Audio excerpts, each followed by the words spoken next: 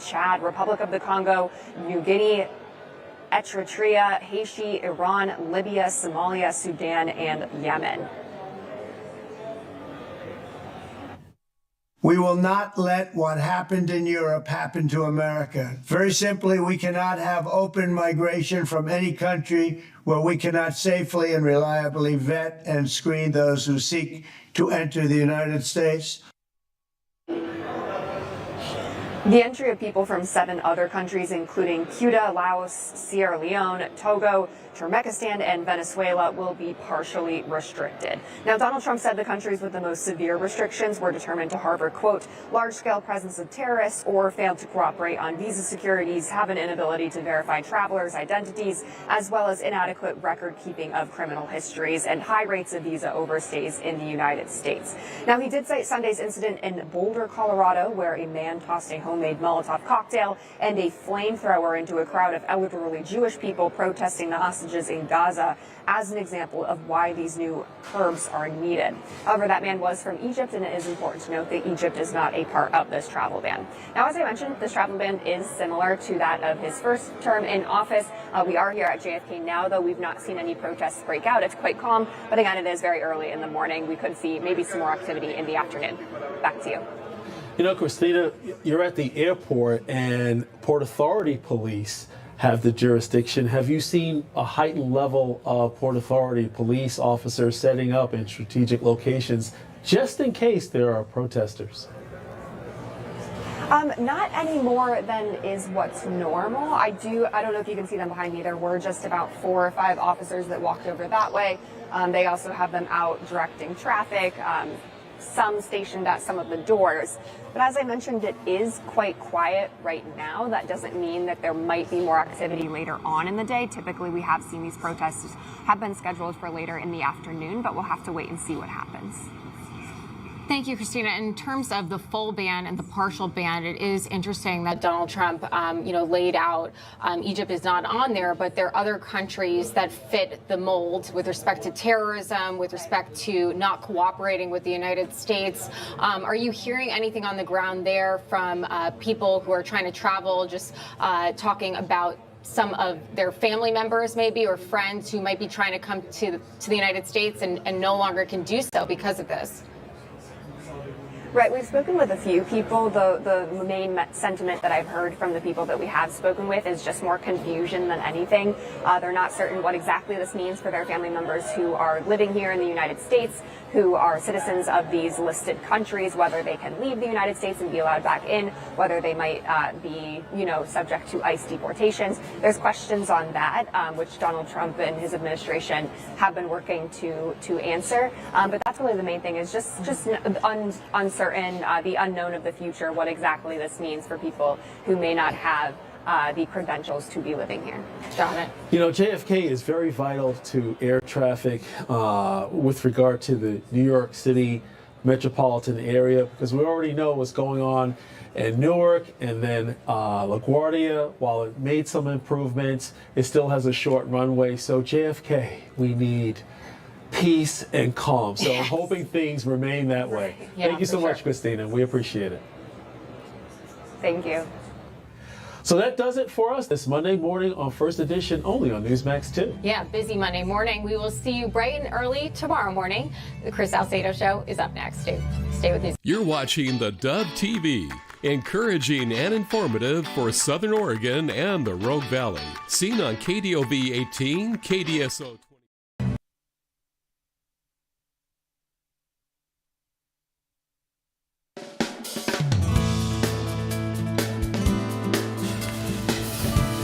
All right, good morning, good morning, good morning. Happy Monday. Yes, it's Monday, the day after the day before. Anyway, good morning to you. Happy Monday. Welcome to Mornings on the Dove, where just about anything goes and usually does. And when Jerry's here, you just hold on. I have a seatbelt on. I just want you to know it's tight. The only thing I'm missing is a shoulder strap, and I'm thinking about putting one of those on. Anyway, good morning to you. Happy Monday. A lot going on in the news. Looks like LA's in the news a lot. We'll talk a little bit about that. The weather, this is going to be a hot one today. Yeah. This could touch triple digits. They're saying just below it, but we'll see. Yeah. We'll see. So anyway, good morning to you. That's Jerry, and I'm a sidekick. What's going on? Hey, do you know any Earls? Anybody named Earl? Yes, I do. Okay, well, it's National Earl Day. Celebrating and honoring those legends named Earl. While the name is becoming uncommon these days, those who have the privilege of being named Earl deserve a shout out. So, personal close friend of yours, Earl? Yeah, Earl. Let's see. And then I have a good friend whose last name is Earl. Oh, okay. So we have a couple of Earls. That's what their parents should have named him Earl. Earl? E-E? Yes, but I don't know many Earls. There's a couple famous Earls. Earl Warren was Chief Justice of the Supreme Court. Okay. And Pearl Monroe was a great NBA basketball player, and that's all I got. Okay. Also, National Donald Duck Day. It is commemorating the birthday of the funny animated cartoon character known as Donald Duck, and we have a little bit more on this later. Okay. Also, National Strawberry Rhubarb Pie. We got one thing to eat. It's Strawberry Rhubarb Pie Day, recognizing a delicious and seasonal strawberry rhubarb pie. Yeah, I'm with you, Perry. Around the country, rhubarb is a perennial favorite for home gardens, and it's one of the first fruits of their labors as gardeners begin to harvest rhubarb in the middle of May and early June, and it finds its way into desserts and preserves. Yeah, I like rhubarb preserve too. Did you know rhubarb is a primary ingredient and has been in cleaners for over 100 years? In fact, you can rub a cut stalk of rhubarb over a burnt skillet and let the high oleic acid do the work on the pan. Really? Yes. Wow. How about that? What's it do to your gut? I was wondering, how about your teeth? How about, does it clean? I don't know, but it sure is delicious, isn't it? Does Costco do strawberry rhubarb? I don't know. Yeah, I don't know that I've ever seen one there. It's the bittersweet pie. It is. It's because rhubarb's kind of got that sour element to it, doesn't it? Yeah. But you add it with the sweetness of the strawberries, and rhubarb also lends itself kind of to the flavor profile of the ingredients you add it to. So, but it's got its own unique kind of that crisp. And can you fresh, say a la mode? Oh boy, I can say it all day long. There you go. Okay, one little interesting factoid here. Did you know that the Three Musketeers bar used to come in 3 flavors? That's how it got its name. They used to sell it in a 3-pack. When the bars were created in 1932, they were sold in packs of 3. Each was a different nougat flavor: vanilla, chocolate, and strawberry. Then, during the sugar rations in World War II, 3-packs became too expensive to produce, so the company cut the retail down to 1 flavor, and chocolate lovers won out.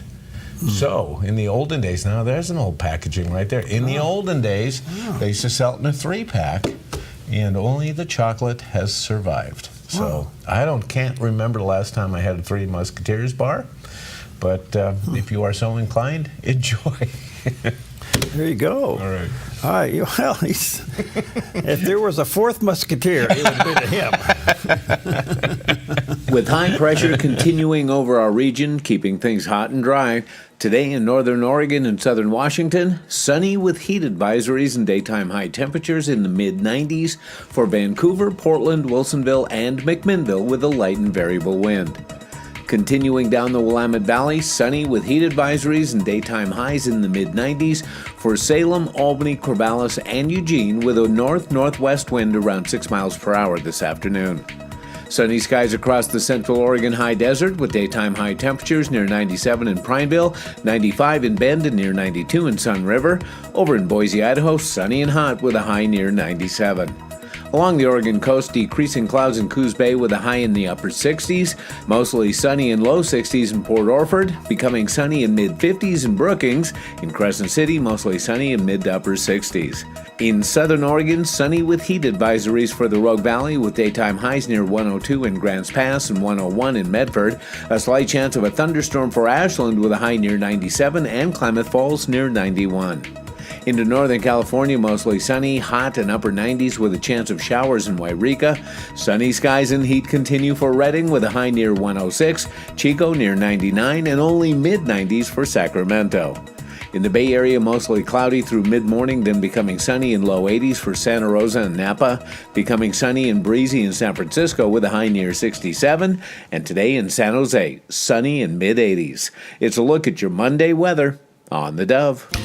Okay, and there's a look of your Monday video, well, not a video, live shot from Roxanne out over the Southern Oregon area, better known as the Rogue Valley. A little bit of a heat haze, you can see it developing. Make sure you leave some cold water in a shady spot for your animals outside. So, Hey, we had a little fire over the weekend, didn't we? yeah, there was one down in Phoenix, and it set off all the alarms. Yeah, it looked like it wasn't really little. It looked pretty big, but they got a handle on it. They got a handle on it, but boy, there for a while there was it went from level 1 to level 2 evacuation back to level 1, and then they got a handle on it. But yeah, I think it was a clear indication we're in the fire season. Don't mess around with this stuff. They got on it pretty quickly too, though, didn't they? Yeah, what panicked everything is close by was the high school having its graduation. Oh, man. And everybody was a little nervous through all that. But anyway, they got a handle. You know what's really good, if there's a good side to all this? A fire like that breaks out over the weekend and everybody is on it. Yeah. I mean, Yeah. the phones were ringing. Oh, I bet. The social media was buzzing. Duty watch was buzzing. The plane was flying. I mean, it's really kind of interesting to see. We're not going to mess around with fires anymore. Good. You know, and it's interesting, too, because we saw it, Pam and I were in the car together, and we saw it, and she looked, she goes, is that a controlled burn? No, ain't no controlled burns going on now. Yeah, So. and you can tell if usually they start off dark, and if it's grass, it'll go to white, and when they put water on it, it'll go to white. But if it stays dark, it's usually a structure. Yeah. You know, so you got to kind of keep an eye on it. But anyway, they got a hold of it. They got a handle on it, and that was good all the way. Well, we're trying to avoid all the way around. dark plumes of smoke. Yep. So, all right. Well, we have some encouragement here this morning with the Reverend Billy Graham. He says that God's grace can reach you no matter what. And then the scripture says they are without excuse. So they were without excuse. Now, what are some of the excuses that I hear today that people make? I want to list a few of them that some of you are making. First, there's that young person, older person here that says, I want to make a commitment, but I'm too sinful. I'll wait until I'm better. Aha, you'll never get better. You haven't finished until you know something about the grace of God. God's grace can reach to the lowest depth. There was a woman in Sheffield that came one night to an usher after the meeting was over in England 3 or 4 weeks ago when we were there. And she said, am I too late? Am I too late? He said, no, you're not too late.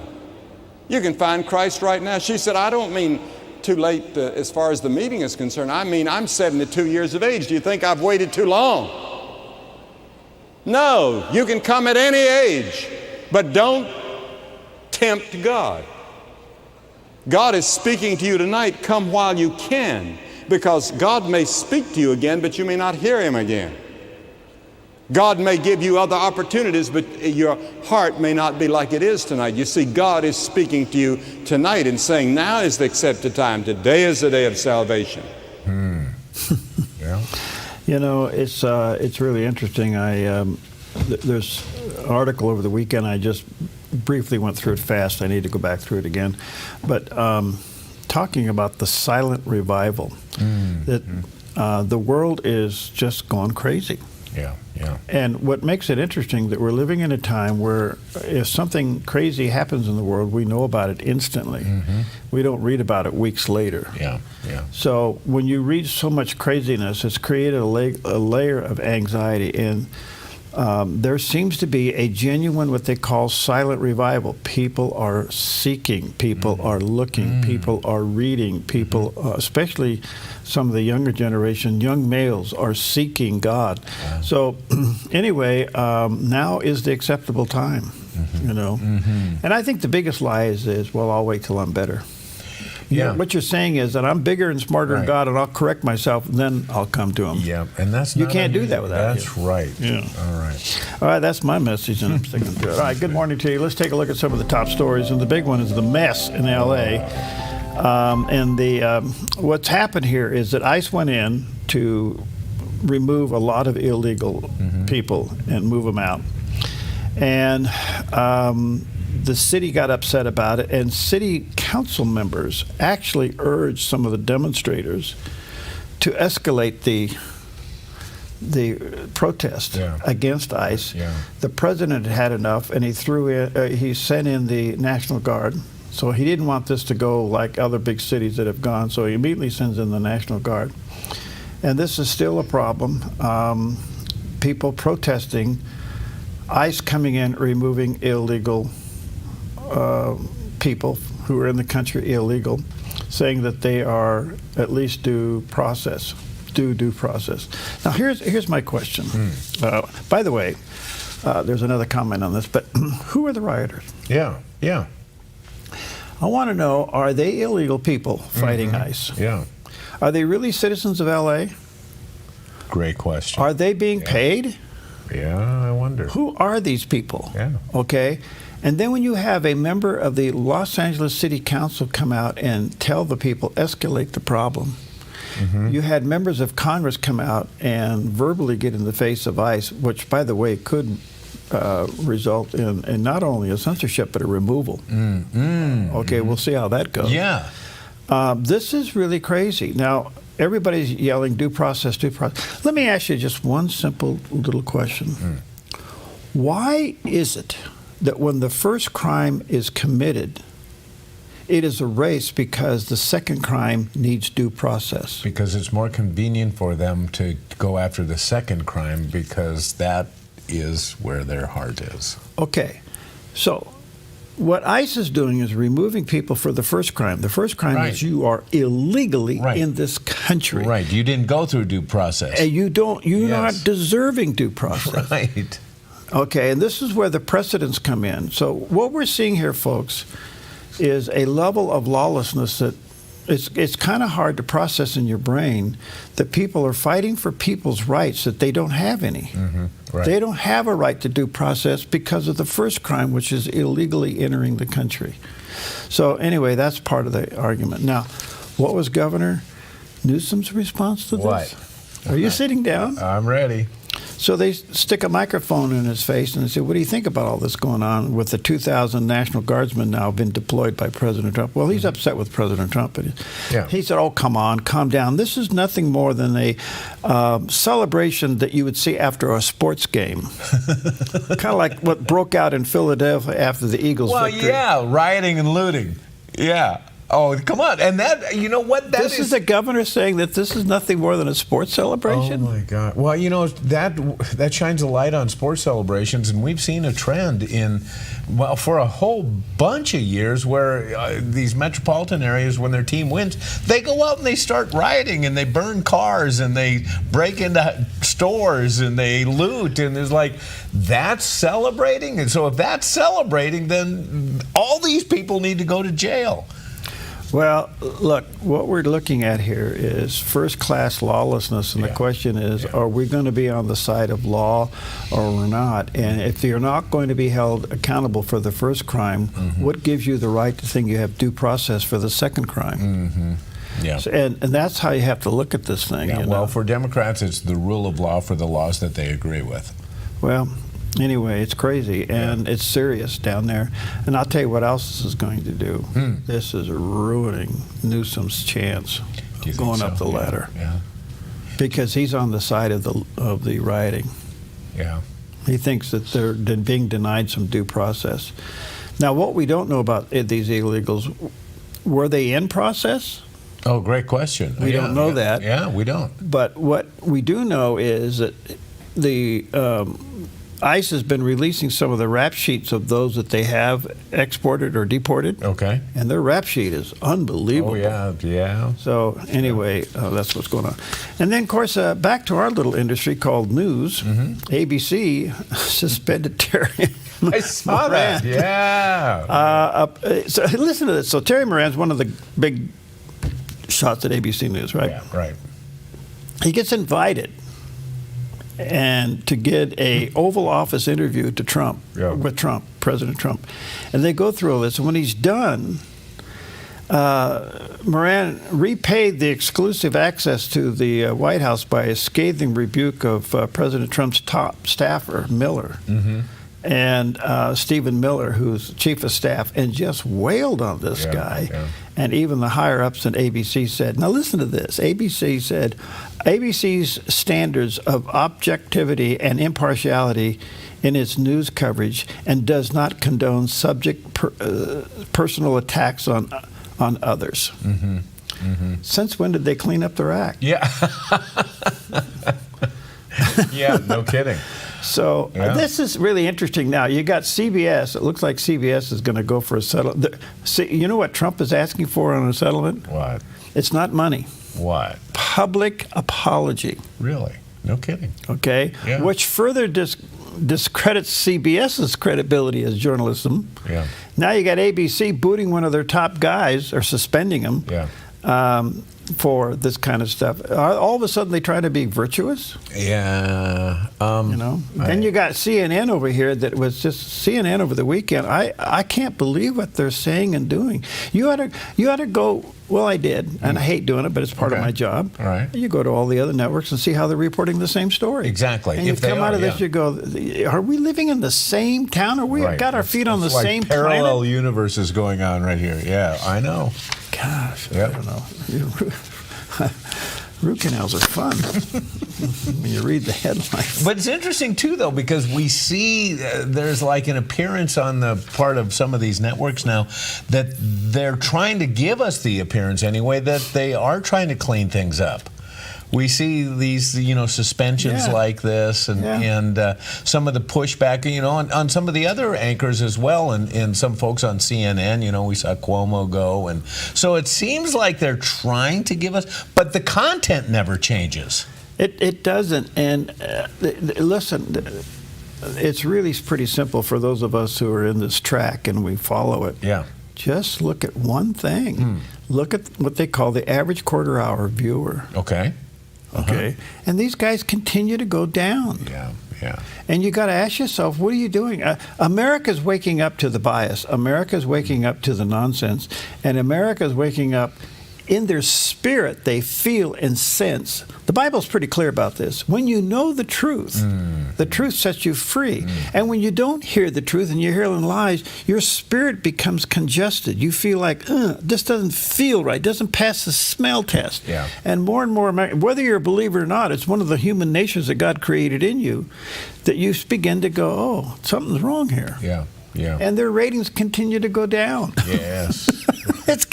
You kind of go, hey, guys, and why don't you have a revival in your own newsroom? Yeah, no kidding. And how long will advertisers hang on to that?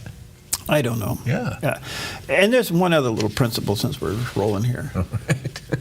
What? Okay. What? I want to invite any of you people on the dial to go out and do an interview and bash me.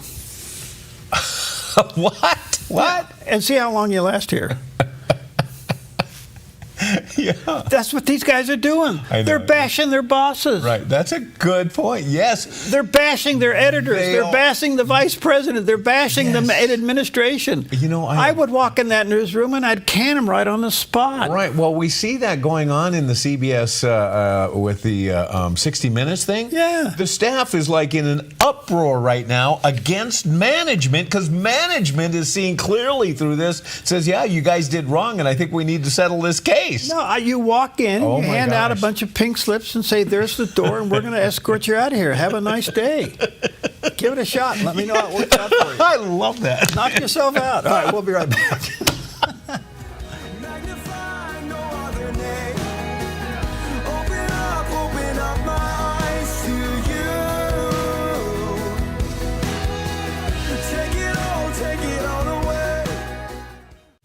Hey, this is Ed, co-owner of Visiting Angels. To continue to serve our seniors, we need more caregivers with a heart to serve. Our mission statement is honoring the art of giving, which means we honor you, the caregiver. We know it's our people that make Visiting Angels the best in-home care provider and a great place to work. Come be our next amazing caregiver. Give us a call or apply online. At Visiting Angels, we're committed to you because we honor the art of giving. What if your next ride was more than just a ride? What if it was an epic adventure filled with unforgettable memories? At Panoramic Moto Tours, we take you beyond the ordinary, offering curated routes, privately guided with all the details handled. Our passion is to share the joy of riding incredible roads, exploring new sights and towns, and connecting with others and sharing our stories. Sound good to you? What are you waiting for? Let's create your custom tour, or join us on one of our upcoming tours. The Lost Coast and Trinity Alps, May 16th through the 19th, or the Oregon Coast and Cascades Tour, June 22nd through the 26th. Just click the Tours tab at panoramicmototours.com or call 541-622-3844. panoramicmototours.com. Your next adventure starts here.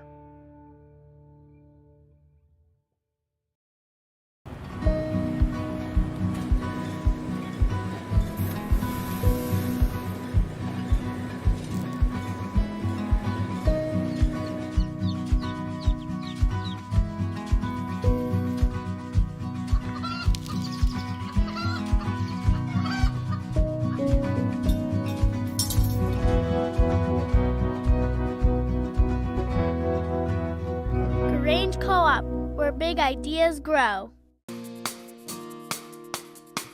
How y'all doing out there? All right. Well, listen.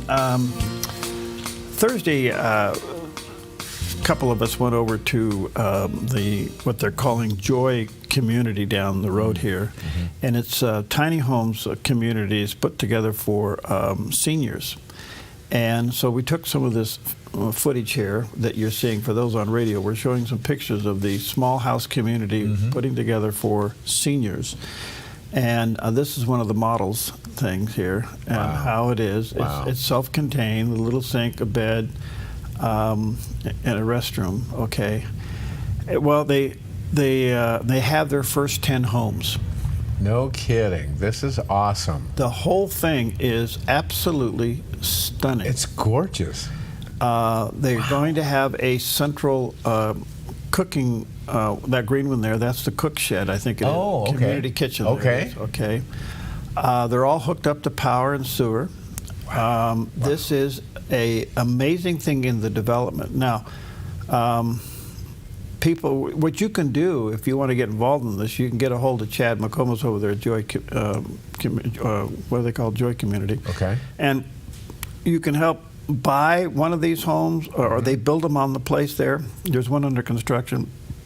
This is amazing. Well, what's really amazing is, got to talk to a couple of the first residents, and they're vetting them really good. Okay.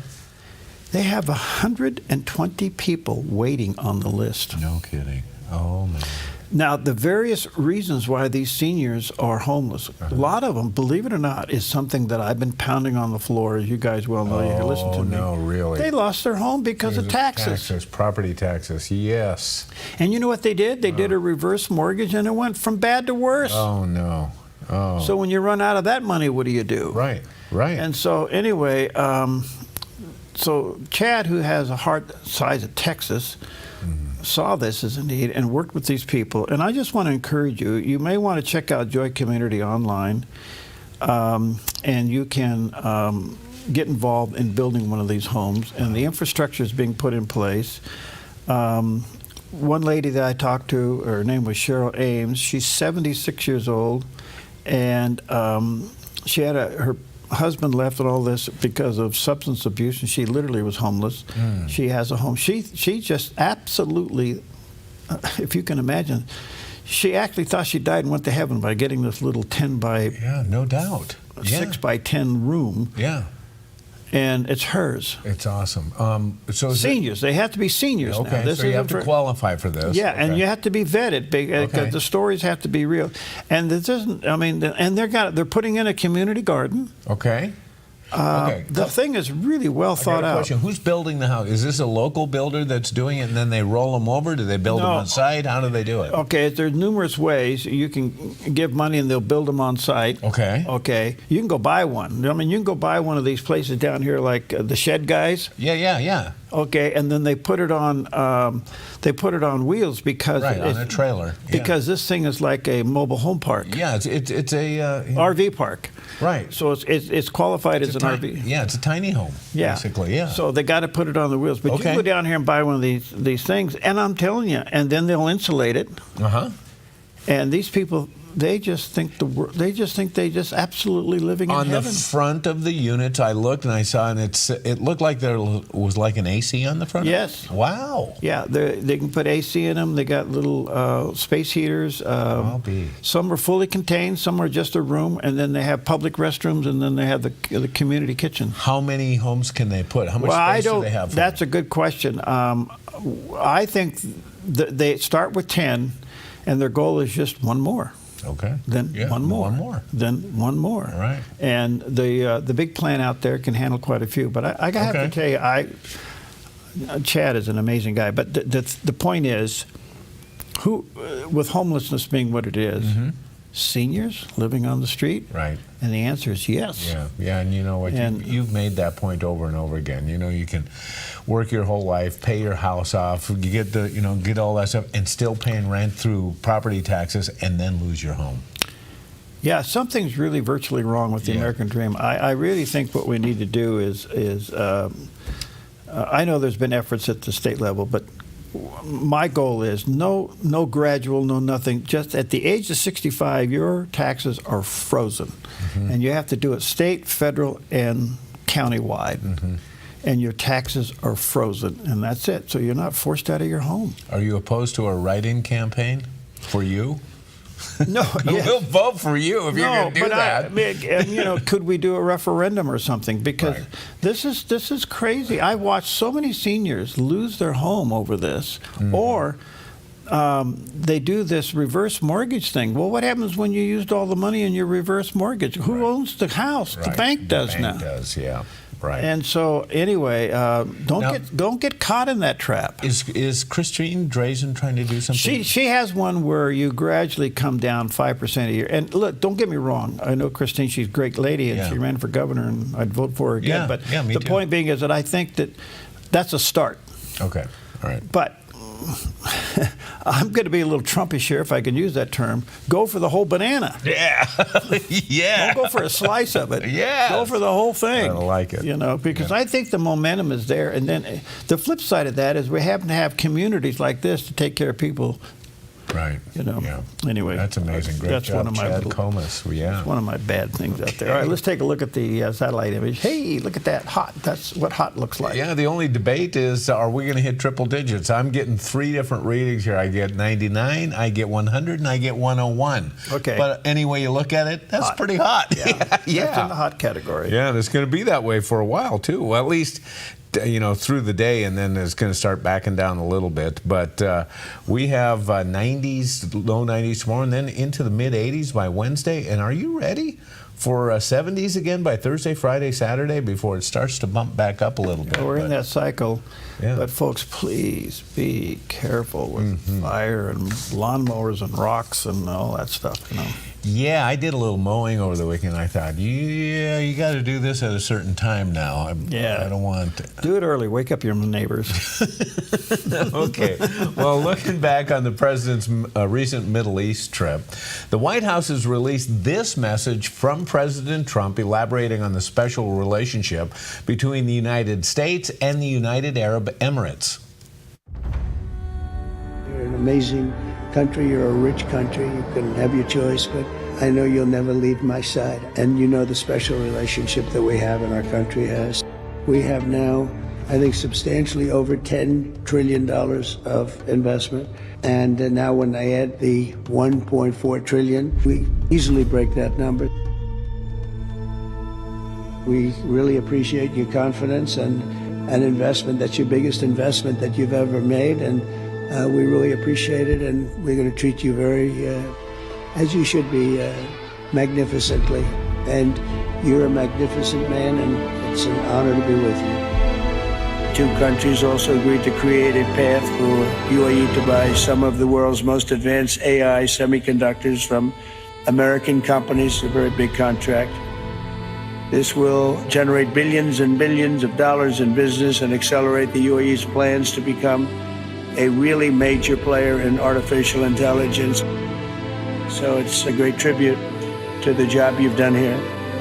I'm very proud to be representing the United States of America, and thank you all for being here.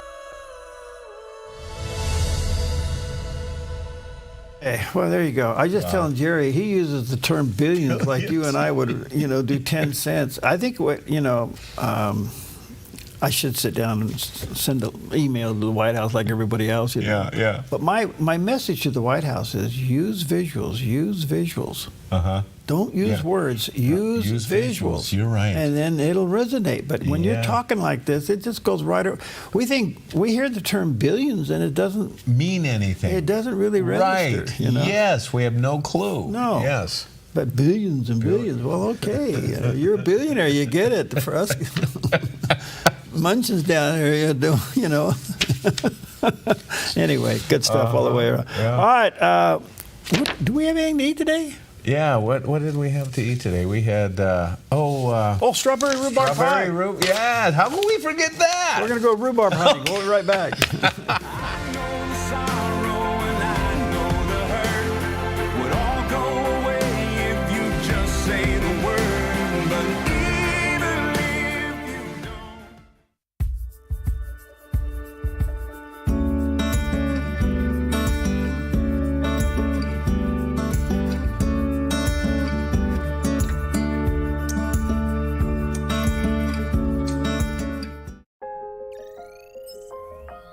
The Lennox iComfort S30 thermostat can sense changes in your environment.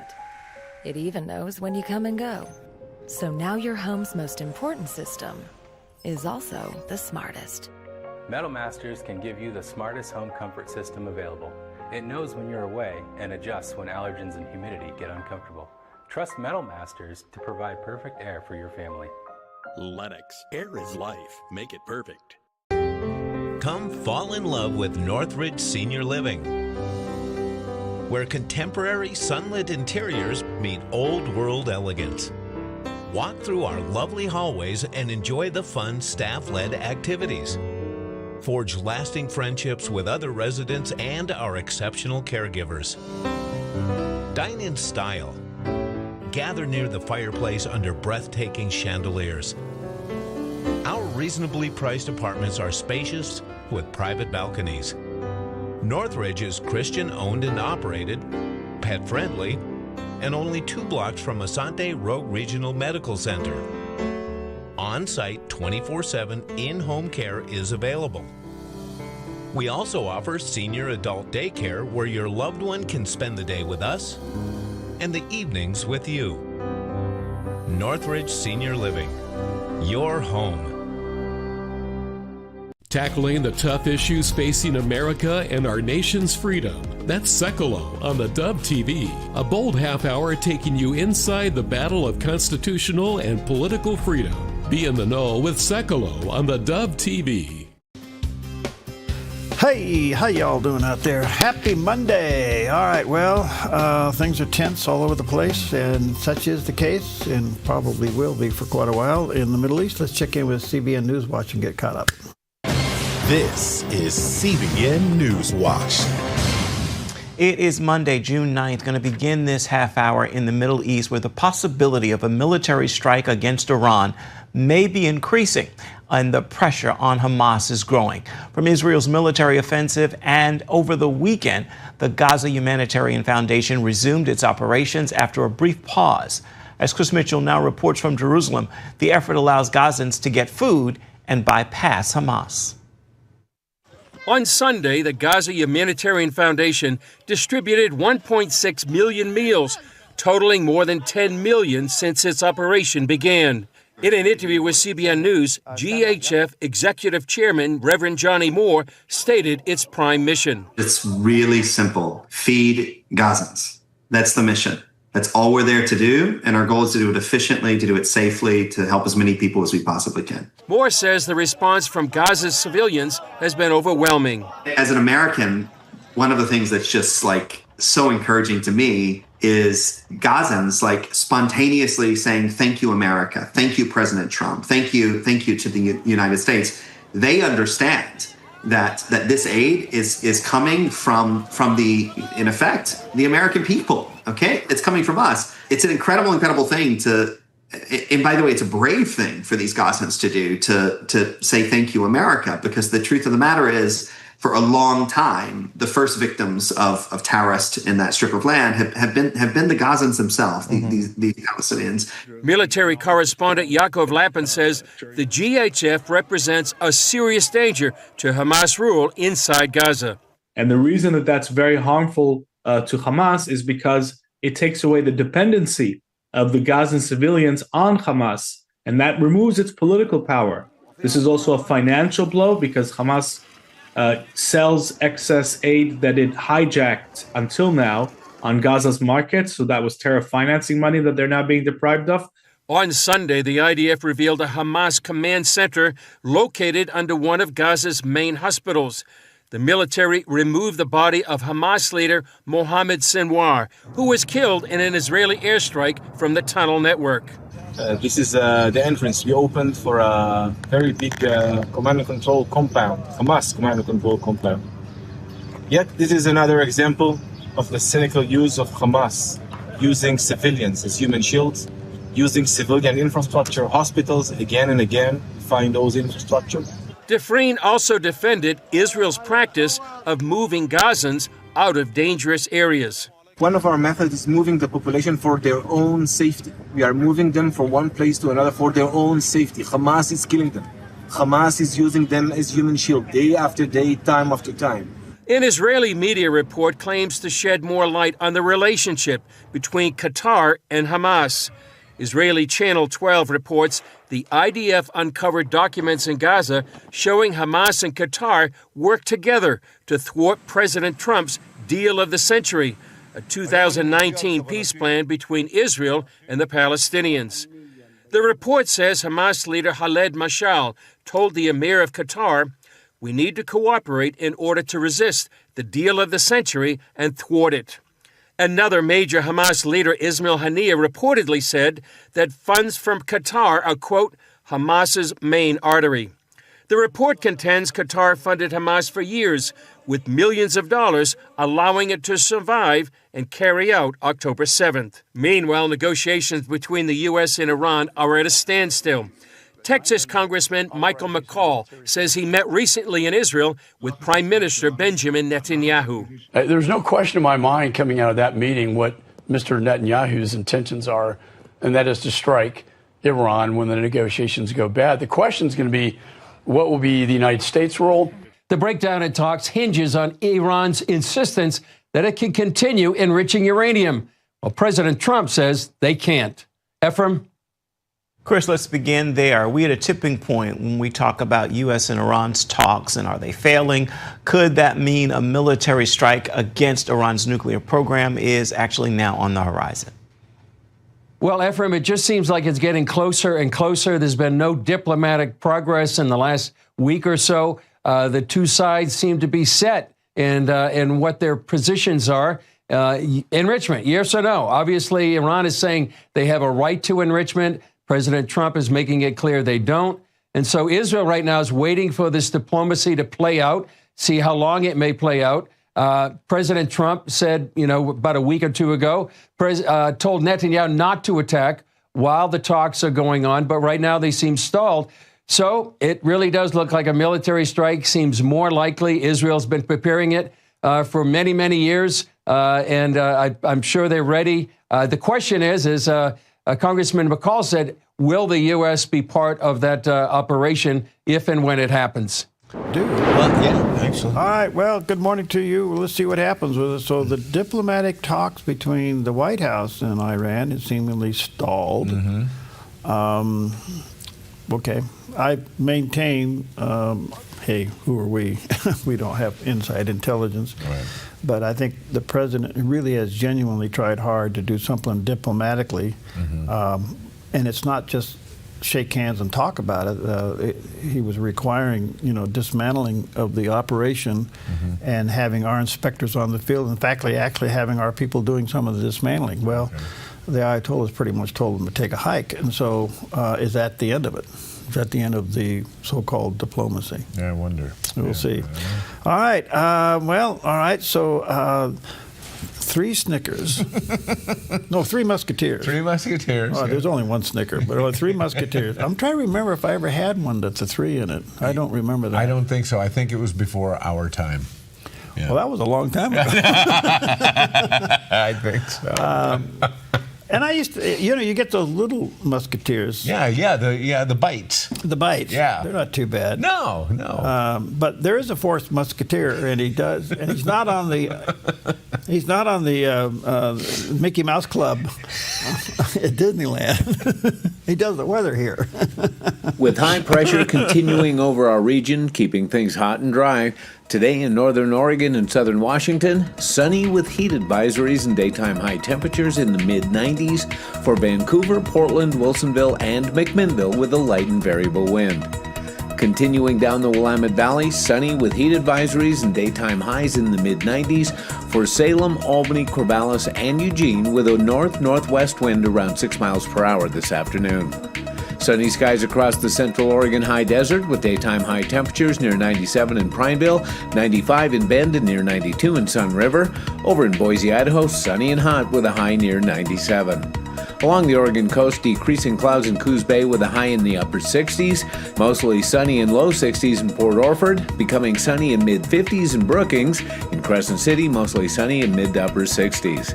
In southern Oregon, sunny with heat advisories for the Rogue Valley with daytime highs near 102 in Grants Pass and 101 in Medford. A slight chance of a thunderstorm for Ashland with a high near 97 and Klamath Falls near 91.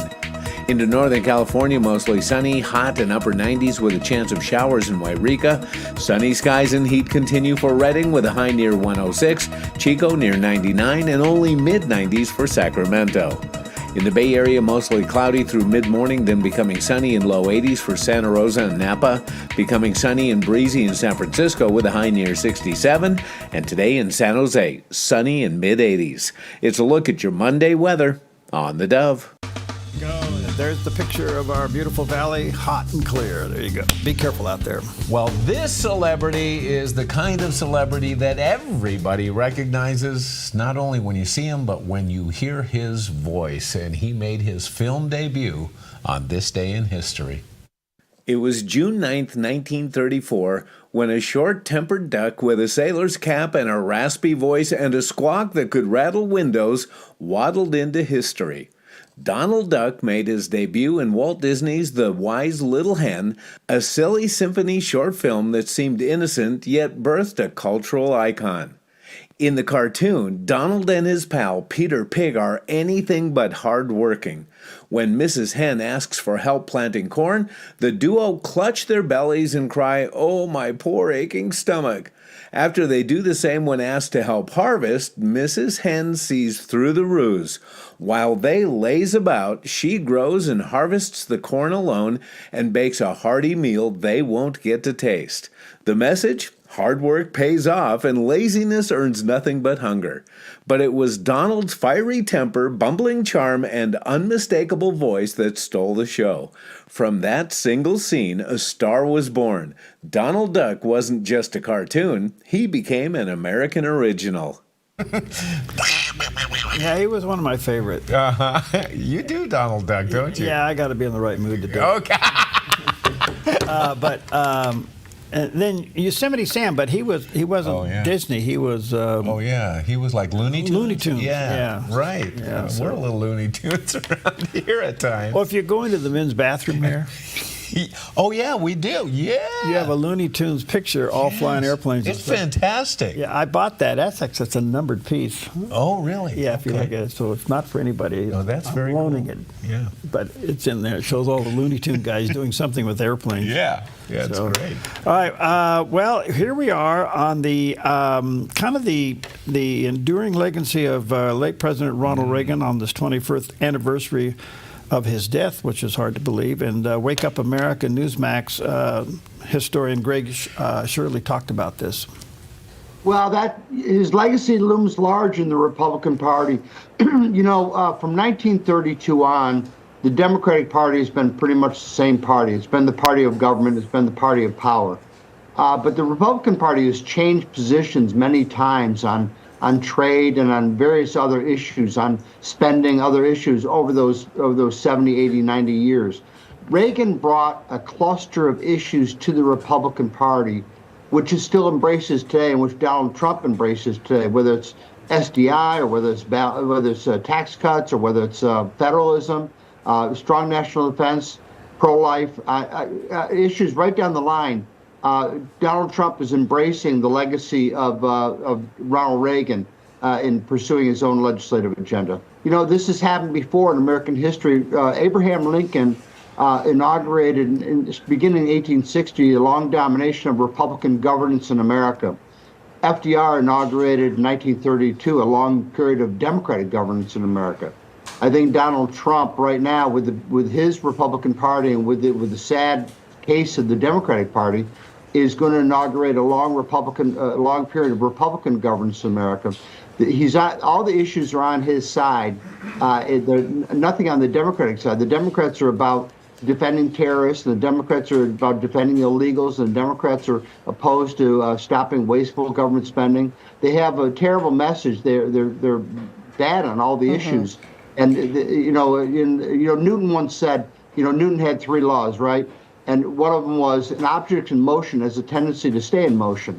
Well, the Democratic Party is in a motion downward, and it's going to tend to stay downward unless something catastrophic stops it. What do you think of that forecast?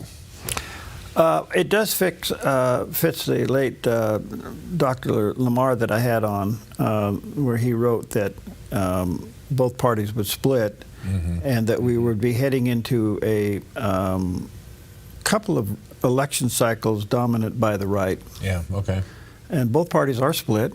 Yeah. Okay. Yeah. And President Trump, as he said, and I think it's right, he's on the right side of all the major issues. Right, yeah. And you can't defend the nonsense, and that's the only thing that the Democrats have. I told you earlier today, I read an article over the weekend where the main push for Democrats in the midterm election is one thing, and that's to take control of the House so on the first week they can impeach Trump again. Now, that's their motive. Right. So they have nothing with government, nothing with taxes, nothing with the illegals. You can go on down the list. Nothing that has to do with bettering America. Right. It's all vindictiveness against a person that they can't stand. And so if that's their motive, I don't know how in the world they get elected to do anything. Right. And did they not learn anything from the last election cycle? Because this is nothing new. No, it's not. Yeah. This is the game of politics. It's raw. Well, it hurts when it hurts you. It gives you headaches. It does. I think we ought to have a national chill out and have some strawberry rhubarb pie a la mode. Okay. We'll be right back. All right.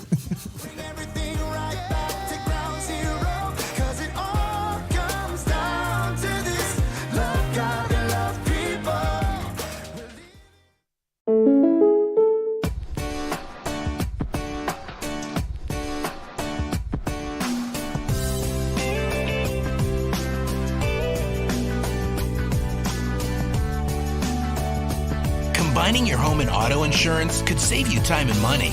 And who doesn't like that? When you want surprisingly great rates on auto, home, and life, call State Farm agent Rory Wold in Medford today. Like a good neighbor, State Farm is there.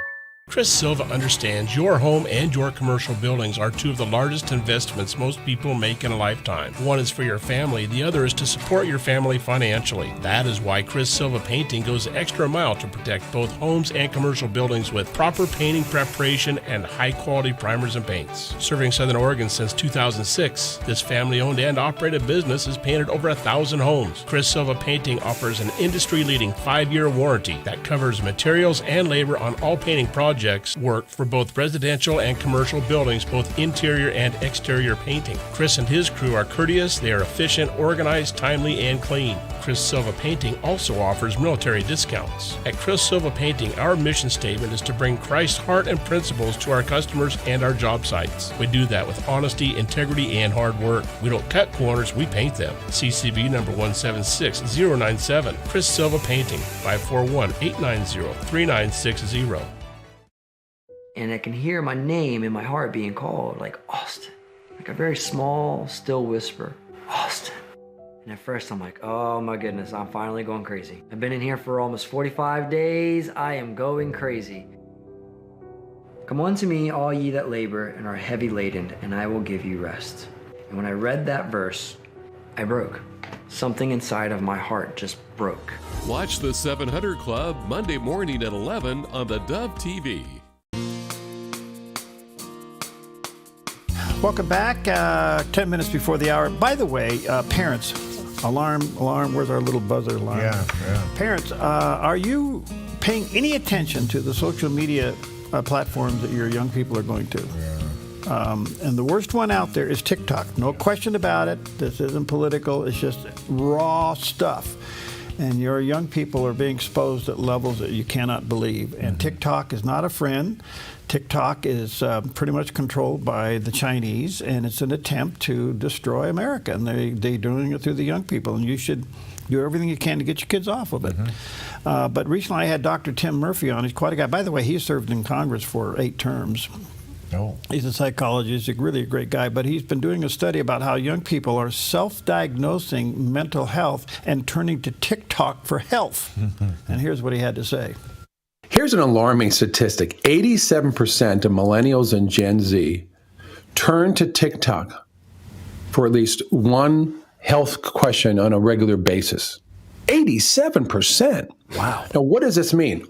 That means, just as you said, that symptoms and solutions can become a fad. We saw for a while in the 90s, for example, anorexia and bulimia were things so many kids had. Good example. We saw cutting behavior as something that more and more therapists saw in their office. The latest fad that took place in the last 5 years or so has been gender dysphoria. Every kid has it. And of course, now that's been also promoted, unfortunately and tragically, by a lot of teachers and principals and psychologists and counselors who, when somebody walks into their office who may be 5 or 6 years old or 15 years old and say, I don't really feel comfortable with who I am, for a therapist to say, well, maybe you really are a boy or really are a girl. Have you ever considered that? And especially adolescents who are confused about their puberty and budding sexuality, they say, yeah, I don't really know. What do I do about this? Those who are peers, those who are in a position of power may plant those seeds. Those questions can lead to tremendous misinformation. And here's a little example that has nothing to do with this, but have you ever had someone who's talking to you about, you know, how's your retirement funds? Are you really set for retirement? Do you have this or this or this policy? Or the person starts to go, wow, I don't know if I have that.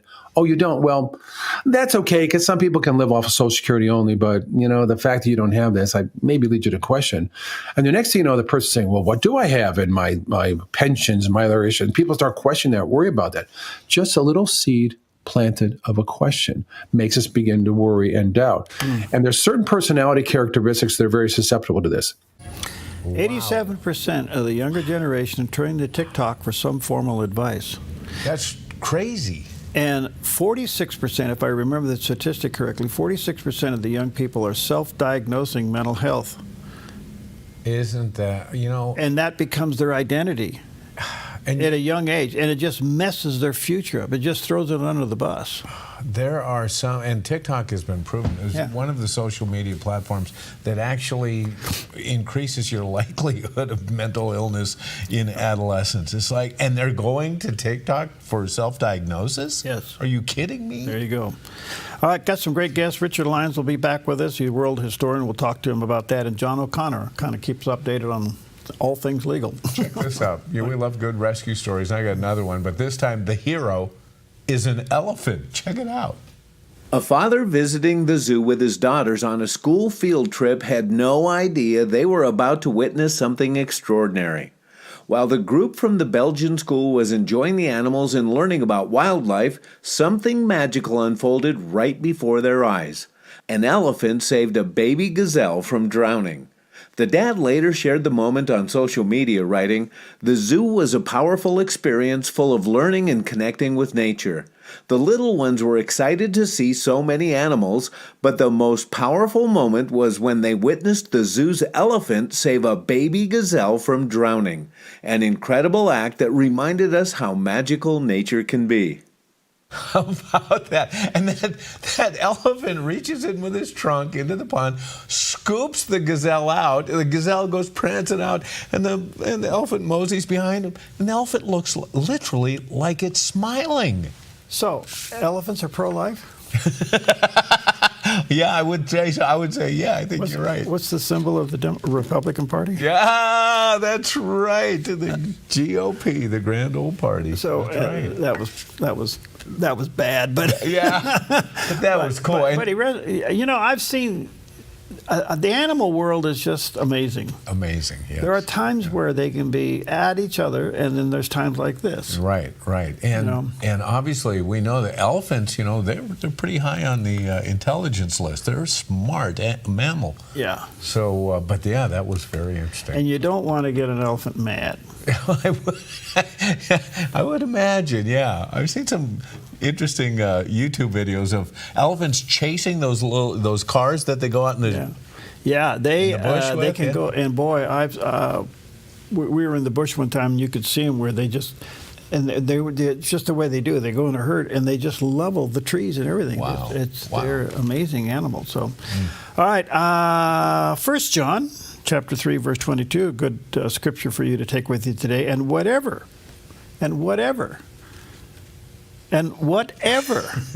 we ask, we receive from him because we keep his commandments and do what pleases him. So let me ask you this. Are you keeping the commandments today? Are the Big Ten alive in your world? All right. Beautiful picture of the Rogue Valley and a little heat haze that tells you it's going to be a hot one today. Be careful. Looking for the perfect RV adventure? Team Toner's got you covered from homes to homes on wheels. Discover unbeatable deals only at American RV in Southern Oregon.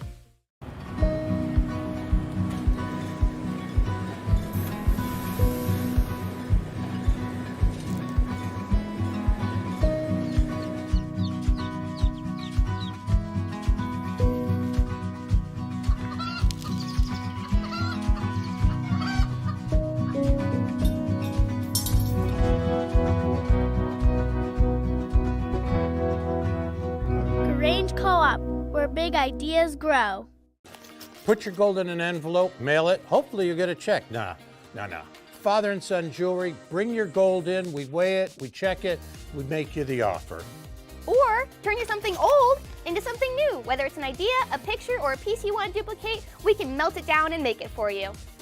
If you find your perfect piece in store, trade your something old for something new, and you always get a little extra. Visit Father and Son Jewelry, 5 generations of family in Medford. Worried that inflation might burst your retirement bubble? I'm Michelle Slate. Lighthouse Financial shines guiding light on retirement, investing, and insurance. Helping you navigate the stormy seas of retirement, Lighthouse stands tall as a beacon of hope, offering you wise counsel and biblically responsible investing. Lighthouse Financial. Call us today. 541-494-1034. Don't miss this. After being stripped, beaten, locked, and left to suffer, Paul and Silas were praying and singing hymns to God. They chose to praise God in the middle of horrible circumstances. If we're worshiping God with resolution today, we will learn to worship God in persecution tomorrow. We need to learn how to worship God. Know this, when you come to church every Sunday, this is a rehearsal. We're learning to praise God, not just for now, but for the days coming when we will not need praise just for our own edification, but for our own protection. Praise is a weapon. You and I get to choose how we respond to persecution. We can respond in anger, or we can resolve to worship and amplify the values of God's kingdom. when the time comes, I pray that you and I will have the courage to make the right choice. And we resolve to worship even in the midst of mistreatment. God will get the glory, and victory will be ours. Folks, the Dove TV is encouraging and informative. Join me for the John Ankerberg Show weekdays at 4 p.m. right here on the Dove.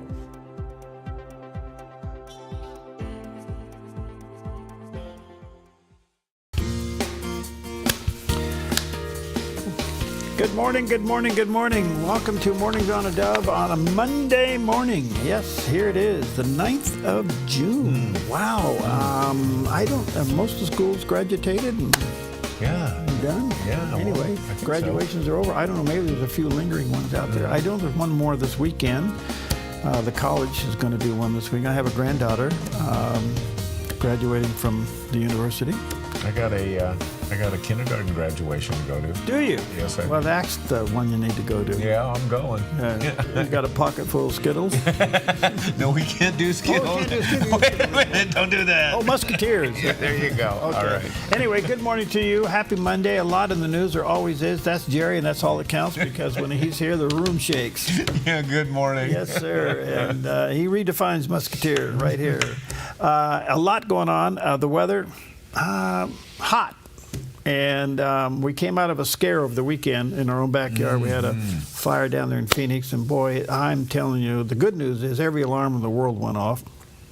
Everybody was notified. Everybody was on it. But it was a little scary there for a while. And too early. Too early. Yeah. For that. So we'll talk about that a little later. Anything special? Well, it's National Earl Day, where we celebrate those who are named Earl. So who do you know named Earl? Earl. I know Bill Earl. Okay. Oh, all right. Okay. Yeah. I had a good friend of mine. He's in heaven now, Earl Lumsden. He redefined I can do anything once. Done a few of those. Yeah. And he did. Is anybody named is anybody naming their children Earl anymore? No, that's a. It's kind of like days gone by, huh? I don't know. Do you do? I don't know. Do you know, Mavis? Do you do? Gladys. Gladys. Right. Elvin. Lola. Lola. Yeah, we do Lola. We have a Lola in our family. Yeah. Oh, that's right. Yeah. So, some of the older names are coming back, but, they kind of go in cycles. But the Earl thing, I'm not sure about that. Isn't there like a Duke of Earl or something like that? Duke of Earl. Duke of Earl. Okay. Sorry, I digress. See, you don't flip those switches on the. Okay. It's like, I can't help it. Anyway, it's also National Donald Duck Day. It's his birthday, and he's old, but we're going to have more on that a little bit later. Right. It's also National Strawberry Rhubarb Pie Day, which recognizes a delicious and seasonal strawberry and rhubarb treat. And around the country, rhubarb is a perennial favorite of home gardens because it's one of the first fruits of the year. You can harvest rhubarb in the middle of May and into early June, and it finds its way into desserts and preserves. And did you know rhubarb is a primary ingredient in cleaners and has been for over 100 years? In fact, you can cut a stalk of rhubarb and rub it over a burnt skillet and let the high oleic acid content do the work in cleaning your pan. So maybe it cleans out your innards. I don't know, but it sure is good. Well, it gives you that kind of bittersweet taste. Yes. And you can have it laced like that, the top, or you can have the crusty top. Yeah. You know what we used to do when we were kids in North Dakota? We used to go and get rhubarb. We'd get a stalk of rhubarb, and then we'd dip it in sugar. Oh, really? Yeah. And then we'd get all wired up and go do whatever we were going to do. But I remember eating rhubarb, eating stalks of rhubarb, just bowl of sugar. Yeah, how much sugar can you eat on rhubarb? Well, too much. As much as clings to it, There yes. you go. Yeah. All right, so, and then we have Three Musketeers. Did you know that the Three Musketeers bars once came in 3 flavors? I did not know. I didn't either. When the bars were created in 1932, they were sold in packs of 3, and each with a different nougat flavor: vanilla, chocolate, and strawberry. But during the sugar rations in World War II, 3 packs became too expensive to produce, so the company cut out the other 2 flavors, and the chocolate lovers won.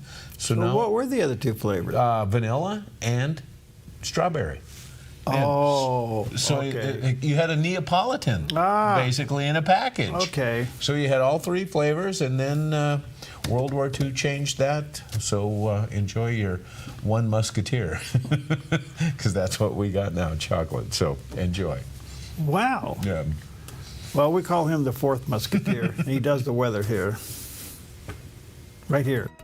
With high pressure continuing over our region, keeping things hot and dry, today in northern Oregon and southern Washington, sunny with heat advisories and daytime high temperatures in the mid-90s for Vancouver, Portland, Wilsonville, and McMinnville with a light and variable wind. Continuing down the Willamette Valley, sunny with heat advisories and daytime highs in the mid-90s for Salem, Albany, Corvallis, and Eugene with a north-northwest wind around 6 miles per hour this afternoon. Sunny skies across the central Oregon high desert with daytime high temperatures near 97 in Prineville, 95 in Bend, and near 92 in Sun River. Over in Boise, Idaho, sunny and hot with a high near 97. Along the Oregon coast, decreasing clouds in Coos Bay with a high in the upper 60s, mostly sunny and low 60s in Port Orford, becoming sunny in mid-50s in Brookings. In Crescent City, mostly sunny in mid to upper 60s. In southern Oregon, sunny with heat advisories for the Rogue Valley with daytime highs near 102 in Grants Pass and 101 in Medford. A slight chance of a thunderstorm for Ashland with a high near 97 and Klamath Falls near 91. Into Northern California, mostly sunny, hot and upper 90s with a chance of showers in Wairika. Sunny skies and heat continue for Redding with a high near 106, Chico near 99, and only mid-90s for Sacramento. In the Bay Area, mostly cloudy through mid-morning, then becoming sunny in low 80s for Santa Rosa and Napa, becoming sunny and breezy in San Francisco with a high near 67, and today in San Jose, sunny in mid-80s. It's a look at your Monday weather on the Dove.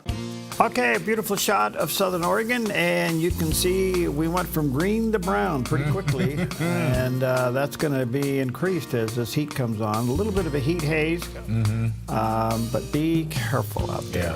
Yeah. We had the first seasonal scare in our own backyard this weekend, and it kind of reminded us how fragile everything is. Yeah, we just came into fire season, so that was a quick reminder. And of course, you know, as things turn brown, we want to whack them down and get them down, and that in itself creates a danger. Yep. So you got to be careful. You know, do those activities early in the morning and be very careful. Okay, is your name written in the Lamb's Book of Life? Well, here with more on that is the Reverend Billy Graham. Jesus Christ came to save sinners, and you cannot justify yourself. Therefore, by the deeds of the law shall no flesh be justified in his sight. There's nothing you can do to save yourself. There was a man that boasted that he was a self-made man to an evangelist a century ago by the name of D.L. Moody. And Moody said, that relieves the Lord of a terrible responsibility. A famous person said the other day that she had arrived at the ultimate by becoming a member of the Who's Who. That was Twiggy. She's in Who's Who now. And that's commendable. But having your name in Who's Who doesn't mean that you're in the Lamb's Book of Life, and you've got to get in the Lamb's Book of Life before you get to heaven. You have to repent of your sins and receive Christ, and then God writes your name in the Book of Life. You see, there are 2 sets of books that God's keeping.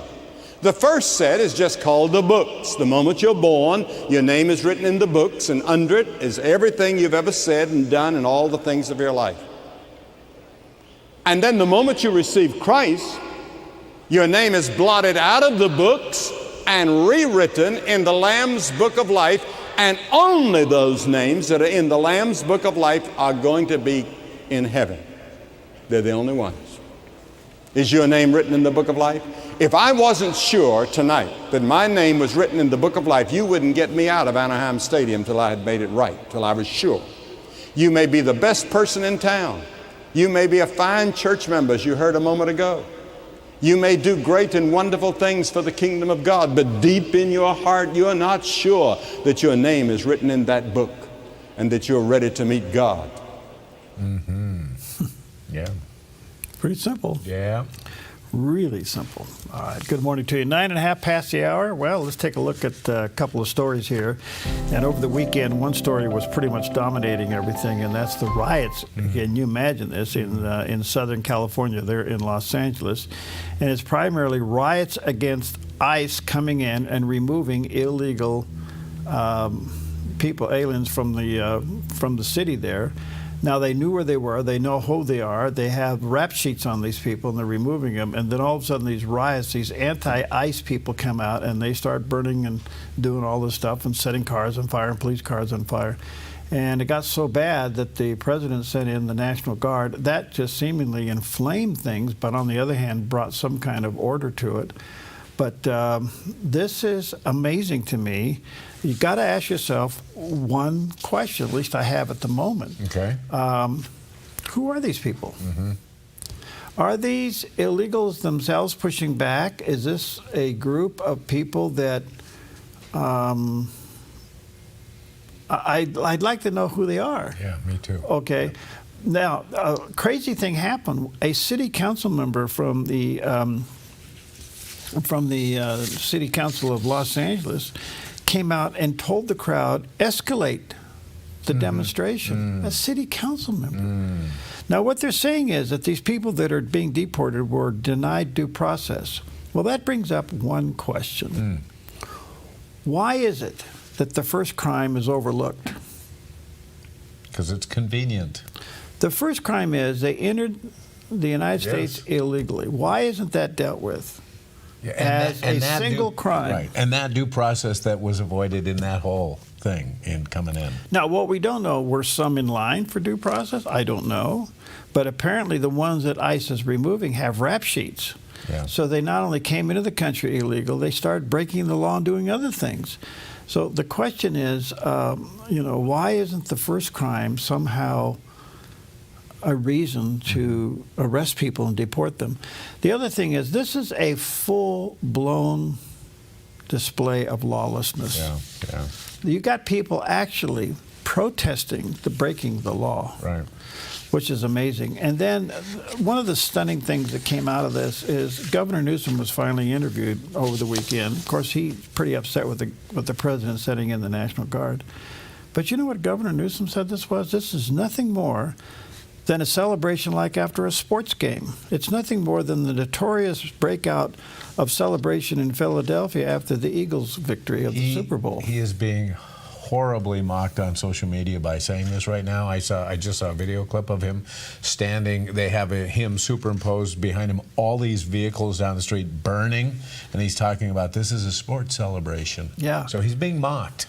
Well, this could be his Waterloo for a political future. Maybe. He also said that the government sending in the National Guard is a violation and an infringement on California's sovereignty. Well, how about that? This has got a lot of stuff going on, but so now what you have here is crime on top of crime. So what are you going to do? And let me ask you something. Yeah. Is California's sovereignty, does that mean that the federal government has no legal jurisdiction in a state like California to go after those who have broken federal law? Well, see. Huh? Yeah. This doesn't hold water. Yeah. So what you have is just, crime on top of crime. So I can't, again, the Democrats trying to defend something that is obviously crazy. Indefensible. Yeah, it's just really crazy. The other thing that happened over the weekend is another notable on television. ABC's Terry Moran got suspended over the weekend for going after the president's chief of staff, Stephen Miller. Now, this is so interesting is because Terry Moran was given the opportunity to sit down with the president and do a full-blown interview in the Oval Office. And then he comes out and he does a scathing report against the president's number one person, and said that basically he was a person of world-class hater. Right. That's what he called him, a world-class hater. Yes. So in the meantime, ABC goes, "Oop, you crossed the line here, and now that you are objectively putting the impartiality and objectivity of your reporting on the line, and it's against journalistic standards of ABC, and we're going to suspend you." Really? Okay.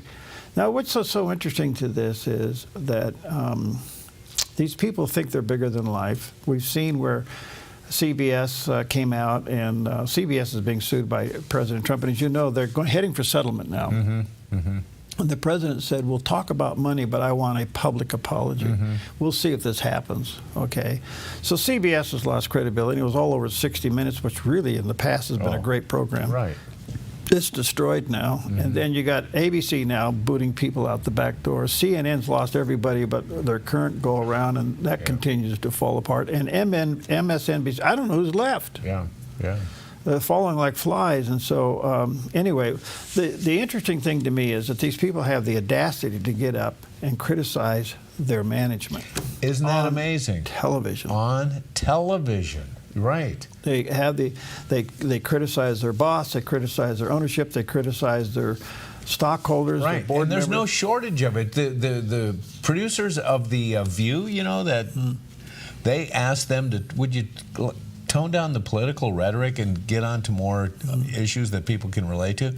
And they fought back on the air. They chastised their management. I would pink slip them live on the air.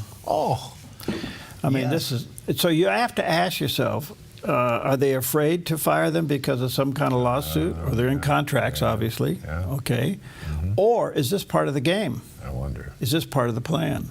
You know, you're so low on justifiable content that you have to criticize yourself to make news. Yeah. I mean, that's crazy. Yes. It's just crazy. Anyway, those are the top stories, believe it or not. And then in the Middle East, well, we'll talk about that coming up a little bit when we check in with CBN Newswatch. In the meantime, strawberry rhubarb with a little French vanilla ice cream on the side, or vanilla bean on the side. Okay. Yeah. We'll be right back. Take it all away. Magnify no other name. Open up. Come fall in love with Northridge Senior Living, where contemporary sunlit interiors meet old world elegance.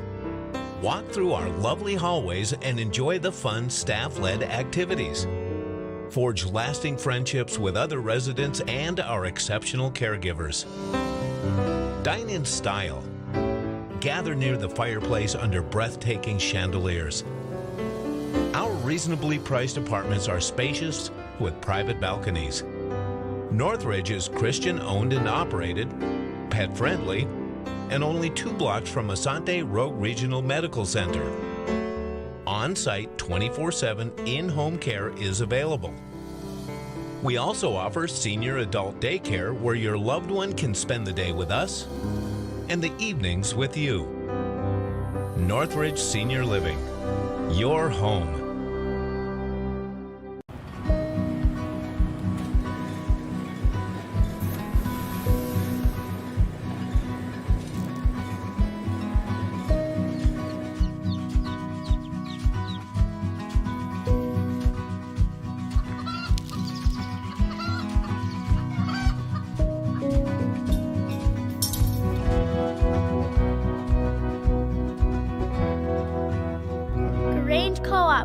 Big ideas grow.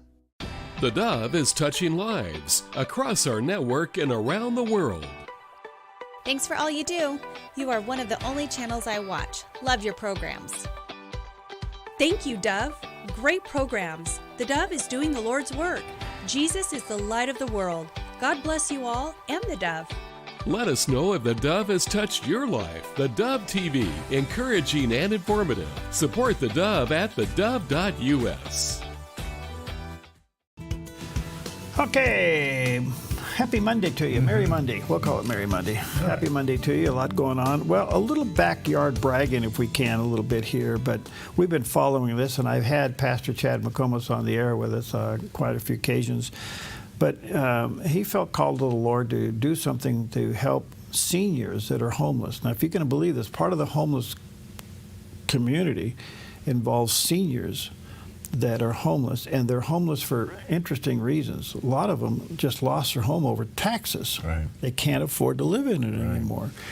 They did a reverse mortgage, and all of a sudden they ran out of that money, and they're gone. And there's other circumstances that lead up to. So he had the vision to start what they call Joy Community, and it's just down the road here a little bit. So we went down there Thursday and took this video. They had a little media day. They have 10 of them now built. This gives you a little insight what it looks like. You have a sleeping area. There's a little bit of a kitchenette. Some of them do, some of them don't. And a bathroom. Some do, some don't. And a little shower. Now they have community showers and they have a community kitchen for those that are just like a room to sleep in and have your things in. Okay. It's pretty amazing, and they got their first 10 installed, and some residents already there. They're going to have a community garden, and this thing is amazing. I got to interview a couple of the couples, or I should say single seniors that are there. They are being they're being categorized as a RV park, so that they have the sewer, they have the water, beautiful garden area that's going to be developed. They have a waiting list of 120 people. Whoa. Whoa. Now they're vetting people, but they want to make sure that these are really true seniors that have lost everything based on circumstances. They're highly controlled. This isn't a general homeless community. This is for seniors. And so I talked to 2 of the residents that are there, and they actually thought they are in heaven. It's hard to believe that even seniors are living on the street. There's a picture of the community kitchen that they were able to get. I think they got that from the county at a real bargain. Wow. And this thing is up and going, and it'll slowly. And they say, well, how many can handle? One more. One more. Yeah, One okay. more. I don't know what the total capacity is, but I will say this: this is an amazing outreach. You can go online to Joy Community. You can certainly donate, and they'll buy these things as they come available. You can get involved in building them. You can buy pieces of one. Okay. But one more. Yeah, well, we know that the need is obviously there, but what a great way to fill the need. Man, some of those things are really nice. Well, it underscores, something I've been harping on for quite some time. Why don't we have some kind of a referendum where seniors at the age of 65, your taxes are frozen? Yeah. And you work all your life to be in your home. It's the American dream, and all of a sudden you're taxed out of it. Right, after you even pay it off. You don't even owe anything on your house, and you have to leave it because you can't pay the taxes. Right. I think that at 65, your current resident, your taxes are frozen. So you have to work out a state deal, a federal deal, and a county deal where you just, boom, they get frozen right there. And if you sell that home and go to another home, it freezes at that current rate. Right. It's a pretty simple thing to figure out. So that these people don't lose their homes. I mean, you work all your... The American dream is based upon owning your own property. The moment we impose property tax, you no longer own your property, you're renting it. And just stop paying your taxes and see what happens to you. Yeah. So a lot of people get into trouble and they think, well, I'll just do a reverse mortgage. Well, then now the bank owns your property. Yeah. It's a crazy time. So I hope somewhere along the line we can freeze the taxes at the age of 65, so people can live their senior years in the home that they worked so hard to get. And then after they accomplish that, then do away with them. Do away with what? Property taxes. You should freeze them. Then after that, get rid of them. Well, there is a call for that. That goes to what they call a national sales tax. Can you go to a national sales tax? Oh, yeah. And that's being looked at, you know. Yeah. A flat tax, that's been looked at. Right. Put Steve Forbes on here and you'll get his, I mean, there's other ways to fund the government that actually is more profitable for the government. But here's what we don't want to do. What? You're going to put it in the hands of the legislature, and it's like making sausage, and when it's done, you're going to have a little bit of a tax over here, and a little bit of a. So right. You're going to have a combination of the mess, and so anyway, but at least freeze the tax right there. All right, so much for that. Let's take a look at Wall Street for this Monday morning, and thank you, Preston. He has a smart lawn. He's a good dude. Anyway, the Dow is off 99 points. However, the Nasdaq is up 46 points, and the S&P up a whopping 2.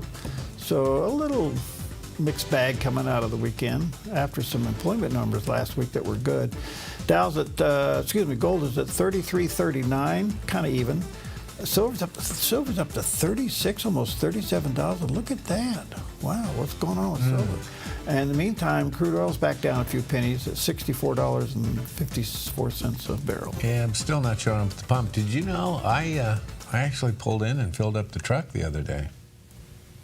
It cost me $125.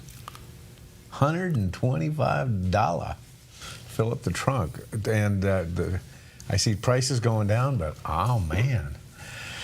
Anyway, well, you should have seen the guy when I pulled in and I jumped out with your legs, with a crutch.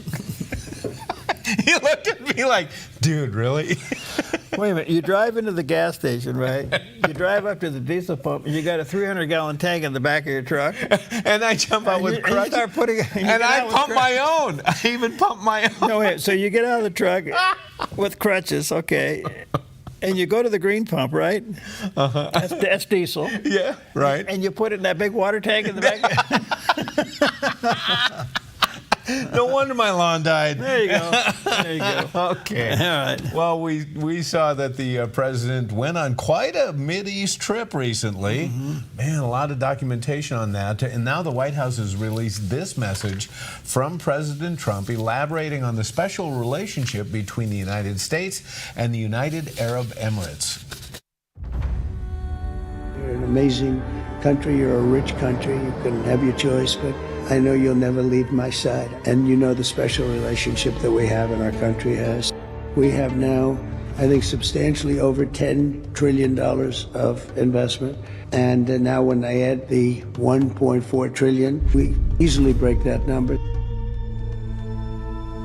We really appreciate your confidence and an investment. That's your biggest investment that you've ever made. And we really appreciate it. And we're going to treat you very, as you should be, magnificently. And you're a magnificent man, and it's an honor to be with you. Two countries also agreed to create a path for UAE to buy some of the world's most advanced AI semiconductors from American companies, a very big contract. This will generate billions and billions of dollars in business and accelerate the UAE's plans to become a really major player in artificial intelligence. So it's a great tribute to the job you've done here.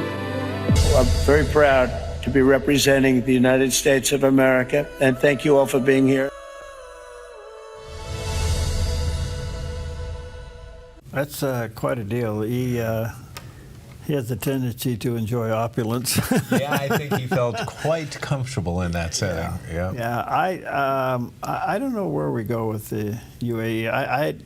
I don't know where that goes. Yeah, you know, it's a touchy deal. It's we have a base there, but they've been known to support terrorism. What do you do with this? Right, I mean, is there a possibility that you can have a relationship in spite of the past? Maybe there is. Maybe there's a door open. And is it possible to have friends who are perfect? Well, who do I have on that calls them frenemies? Frenemy. There you go. That's a pretty good term. Yeah, Yes. they're frenemies, where they're a friend in some areas and an enemy in another. Right. You know? Right. So can we get along with frenemies? I guess we can. I mean, the future is yet to be experienced in all of that. Yeah. You know, so we'll see how this turns out. In the meantime, I think that the president is rapidly running out of options when it comes to Iran, and he's beginning to realize that even though he's extended the olive branch as much as he possibly can, it's going nowhere, and the only thing that's happening here is time is passing by, which is exactly what Iran wants to finish the job, to bring about a nuke. And so at what point does he step back and say, oh, okay, Bibi, have a nice day, go for it? I don't know. We'll talk about that with CBN Newswatch coming up in a little bit. In the meantime, it's rhubarb season, and we're going to go look for it. We'll be right back. He's a way maker. If you need freedom, save it. He's a prison shaking savior. If you got chains, he's a chain. Your yard is where life happens, but it can be muddy and hard to maintain. Enjoy a maintenance-free artificial turf lawn all year round with Smart Lawn LLC. No mowing, no fertilizing, no watering. Our synthetic grass is beautiful and resilient. It's certified to be lead-free and there's no need for pesticides. Safe for your children and pets. Smart Lawn LLC has all your artificial turf and putting green areas covered beautifully. 541-941-3538. At Kelly's Automotive Service, being good stewards of what God has entrusted to us is at the core of our business. We believe what we do matters. Every interaction, every transaction is another opportunity to bring Christ's values into the marketplace. If you're a technician who wants to be part of something bigger, or just looking for a new shop to bring your vehicle, we would love to meet you. We're Kelly's Automotive Service, where we service your vehicle, but take care of you. You feel most alive where you feel most at home. And this is living. Bobcat, the company that changed the way the world works, is coming home with a quality compact tractor built to match your quality of life. This isn't work you have to do. It's work you get to do. So get it done in a tractor that's all you. See your dealer or visit bobcat.com. Tackling the tough issues facing America and our nation's freedom. That's Sekalo on the Dove TV. DAs around the country finding who they want to prosecute. A bold half hour hosted by ACLJ's Jordan and Logan Sekalo, taking you inside the battle of constitutional and political freedom, discussing issues that matter to you and your family. No one that should or want to run for president will end up running for president. Be in the know with Sekalo on the Dove TV.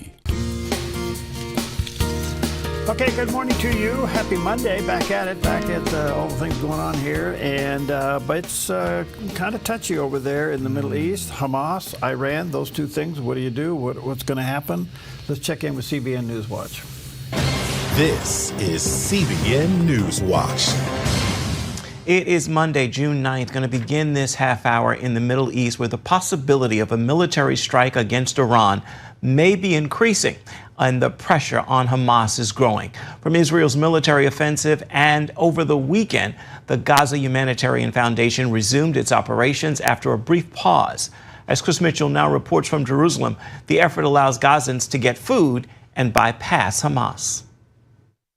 On Sunday, the Gaza Humanitarian Foundation distributed 1.6 million meals, totaling more than 10 million since its operation began. In an interview with CBN News, GHF Executive Chairman Reverend Johnny Moore stated its prime mission. It's really simple. Feed Gazans. That's the mission. That's all we're there to do, and our goal is to do it efficiently, to do it safely, to help as many people as we possibly can. Moore says the response from Gaza's civilians has been overwhelming.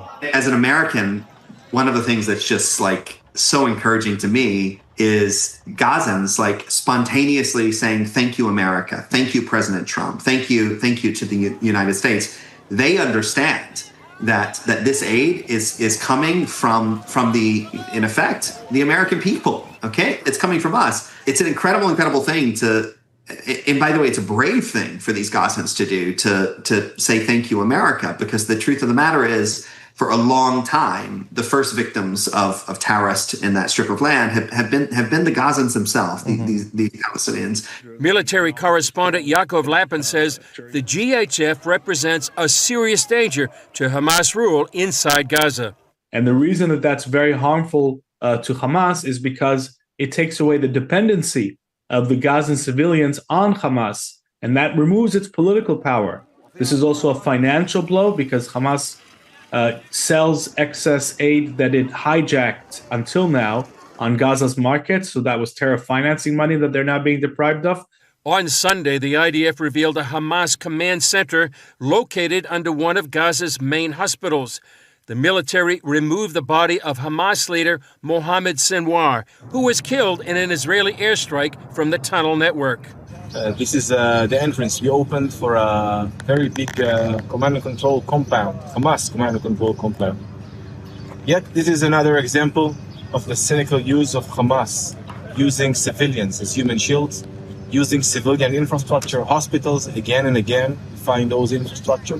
Dufresne also defended Israel's practice of moving Gazans out of dangerous areas. One of our methods is moving the population for their own safety. We are moving them from one place to another for their own safety. Hamas is killing them. Hamas is using them as human shield day after day, time after time. An Israeli media report claims to shed more light on the relationship between Qatar and Hamas. Israeli Channel 12 reports the IDF uncovered documents in Gaza showing Hamas and Qatar worked together to thwart President Trump's deal of the century, a 2019 peace plan between Israel and the Palestinians. The report says Hamas leader Khaled Mashal told the Emir of Qatar, "We need to cooperate in order to resist the deal of the century and thwart it." Another major Hamas leader, Ismail Haniyeh, reportedly said that funds from Qatar are, quote, Hamas's main artery. The report contends Qatar funded Hamas for years with millions of dollars, allowing it to survive and carry out October 7th. Meanwhile, negotiations between the U.S. and Iran are at a standstill. Texas Congressman Michael McCall says he met recently in Israel with Prime Minister Benjamin Netanyahu. There's no question in my mind coming out of that meeting what Mr. Netanyahu's intentions are, and that is to strike Iran when the negotiations go bad. The question is going to be, what will be the United States' role? The breakdown in talks hinges on Iran's insistence that it can continue enriching uranium. Well, President Trump says they can't. Ephraim? Chris, let's begin there. Are we at a tipping point when we talk about U.S. and Iran's talks, and are they failing? Could that mean a military strike against Iran's nuclear program is actually now on the horizon?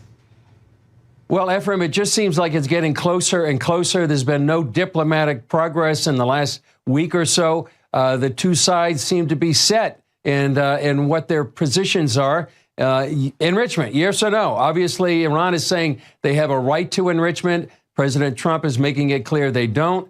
And so Israel right now is waiting for this diplomacy to play out, see how long it may play out. President Trump said, about a week or two ago, told Netanyahu not to attack while the talks are going on. But right now they seem stalled.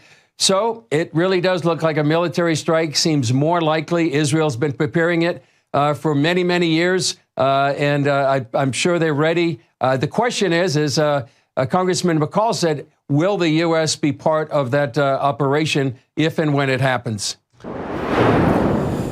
Well, that's the question. Yeah. I think in a surrogate way we are, because we're supplying them with everything they need to do it. Yeah. The question is, during all this time, has the buildup of armament from the United States to Israel been significant to fulfill their plan that they've been working on? Mm-hmm. This has to be a multiple strike if it was to occur, from what I can see. Mm-hmm. Do they do the nuclear facilities? Do they do refineries? Right. Do they know where the enriching facilities are? Right. Yeah. Do they take out other places around there, like in Syria and other things, and they totally neutralize their operation? Mm-hmm.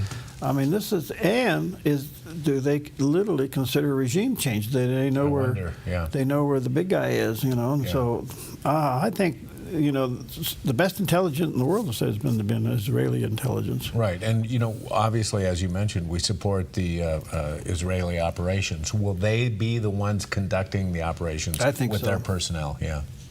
Yeah, I think this will be a combined military thing, but primarily led by Israel. Mm-hmm. The question is, will Saudi Arabia come into the accord? That was my next question, yeah. See, the part of this argument we don't understand is the Shiites and the Sunni argument. We don't understand that. Yes. So you got nations against nation in the middle of all those nations hating Israel. So can they split them off? And it's very, very complicated.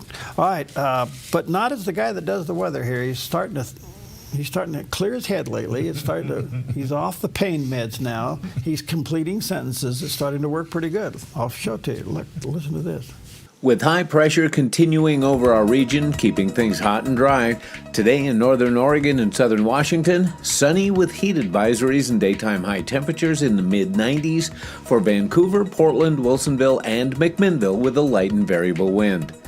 Continuing down the Willamette Valley, sunny with heat advisories and daytime highs in the mid-90s for Salem, Albany, Corvallis, and Eugene with a north-northwest wind around 6 miles per hour this afternoon. Sunny skies across the central Oregon high desert with daytime high temperatures near 97 in Prineville, 95 in Bend, and near 92 in Sun River. Over in Boise, Idaho, sunny and hot with a high near 97. Along the Oregon coast, decreasing clouds in Coos Bay with a high in the upper 60s, mostly sunny and low 60s in Port Orford, becoming sunny in mid-50s in Brookings. In Crescent City, mostly sunny in mid to upper 60s. In southern Oregon, sunny with heat advisories for the Rogue Valley with daytime highs near 102 in Grants Pass and 101 in Medford. A slight chance of a thunderstorm for Ashland with a high near 97 and Klamath Falls near 91. Into Northern California, mostly sunny, hot, and upper 90s with a chance of showers in Wairika. Sunny skies and heat continue for Redding with a high near 106, Chico near 99, and only mid-90s for Sacramento. In the Bay Area, mostly cloudy through mid-morning, then becoming sunny in low 80s for Santa Rosa and Napa, becoming sunny and breezy in San Francisco with a high near 67, and today in San Jose, sunny in mid-80s. It's a look at your Monday weather on the Dove. There's the Rogue Valley, a little hot there. You see that heat haze, and you can see it went from green to brown pretty fast. So, it did. And we had a real scare over the weekend with a grass fire down in Phoenix, and they got on it pretty fast. But boy, it was a scare. Any idea how it started? Have we heard anything? I haven't heard of possibilities, but you never know. But there are so many ways, especially now when we talk about caution and mowing and edging and all the things that go on now, especially in the afternoons. Yeah, be careful. Yeah, absolutely. Well, he is the kind of celebrity that everyone recognizes, and not just by seeing him, but by hearing his voice. Yeah, that's the guy, man. And he made his film debut on this day in history. It was June 9th, 1934, when a short-tempered duck with a sailor's cap and a raspy voice and a squawk that could rattle windows waddled into history. Donald Duck made his debut in Walt Disney's The Wise Little Hen, a silly symphony short film that seemed innocent yet birthed a cultural icon. In the cartoon, Donald and his pal Peter Pig are anything but hard-working. When Mrs. Hen asks for help planting corn, the duo clutch their bellies and cry, "Oh, my poor aching stomach." After they do the same when asked to help harvest, Mrs. Hen sees through the ruse. While they laze about, she grows and harvests the corn alone and bakes a hearty meal they won't get to taste. The message? Hard work pays off, and laziness earns nothing but hunger. But it was Donald's fiery temper, bumbling charm, and unmistakable voice that stole the show. From that single scene, a star was born. Donald Duck wasn't just a cartoon, he became an American original. Wow. I used to do it pretty good. Oh, I know. I've heard your Donald Duck. I wish I could. Yeah. Well, he was one of my favorite, and is. You know, the other one is Yosemite Sam, but that's over at Looney Tunes. That's right. Yeah. But it's interesting too because a star is born through a little role that that grows into something else. I don't know who would have picked. The fact that he would have been a major celebrity after all of this and grow into it, but he certainly did. Was Mel Blanc was he original Donald Duck? I don't know if he did Disney films or not. I don't know if he did Donald Duck because I know that Walt himself did Mickey Mouse. Yeah. So I don't know if Mel Blanc did that or not, but he was the guy of 1,000 voices. Okay. Yeah. Well, this is a guy with 1,000 voices. Then he became president of the United States. Ronald Reagan. Oh, I was like, what? Okay, well, anyway, Newsmax over the weekend, Wake Up America. They had the presidential historian, quite the person, Greg Shirley there, discusses how the legacy of Ronald Reagan kind of reciprocates now into President Trump. Here's what he had to say. Just take SDI. is that he had that vision of SDI back in the 80s, and now Israel has already implemented it successfully with their dome against foreign attacks, and now Donald Trump wants to do the same for America. So Reagan just had that vision of not only SDI but of so many other things, a future of a prosperous and bright and winning America. And Donald Trump liked that word, winning, also. Ronald Reagan had his shining city on a hill, and Donald Trump has his golden era of America. But they're both focused on the future, unlike the Democratic Party, and they're giving answers to the American people, which the Democrats aren't giving. We're seeing a renewed patriotism. In the 1970s, under Carter and with the malaise of the previous 17 years, is that they stopped playing the national anthem at ball games. People stopped saluting the American flag or covering their heart when the flag was played. Patriots were made fun of on Johnny Carson's show. He mocked him as Floyd R. Turbo, a dork. Is that patriotism was very much out of vogue under Carter and in the previous 17 years. But Reagan brought it back into fashion. Reagan made patriotism fashionable again, just as Donald Trump is doing the same today with his reverence for American patriotism. So there's an old saying, is all truth parallel?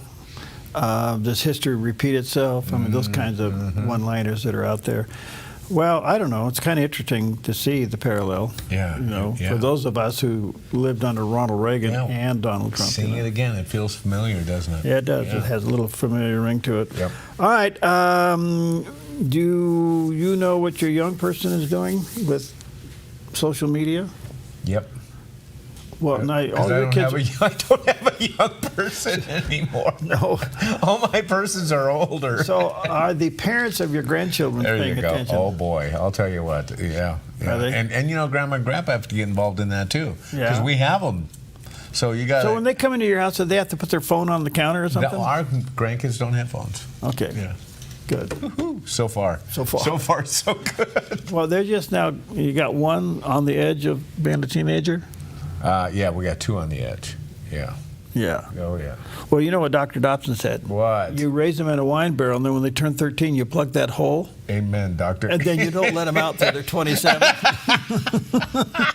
We'll be right back.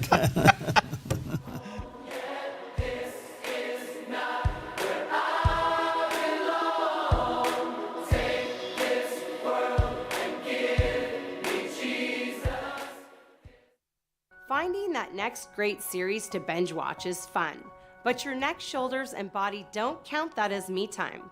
Hi, I'm Tamara Miller, owner of Organic Element Spa, and I invite you to put down the remote, get off the couch, and schedule yourself some real me or we time with your favorite service, like one of our many massages, couples massages, or facials. Your health, safety, and comfort are always top priority with us at Organic Element Spa. We can't wait to see you. Book your appointment today.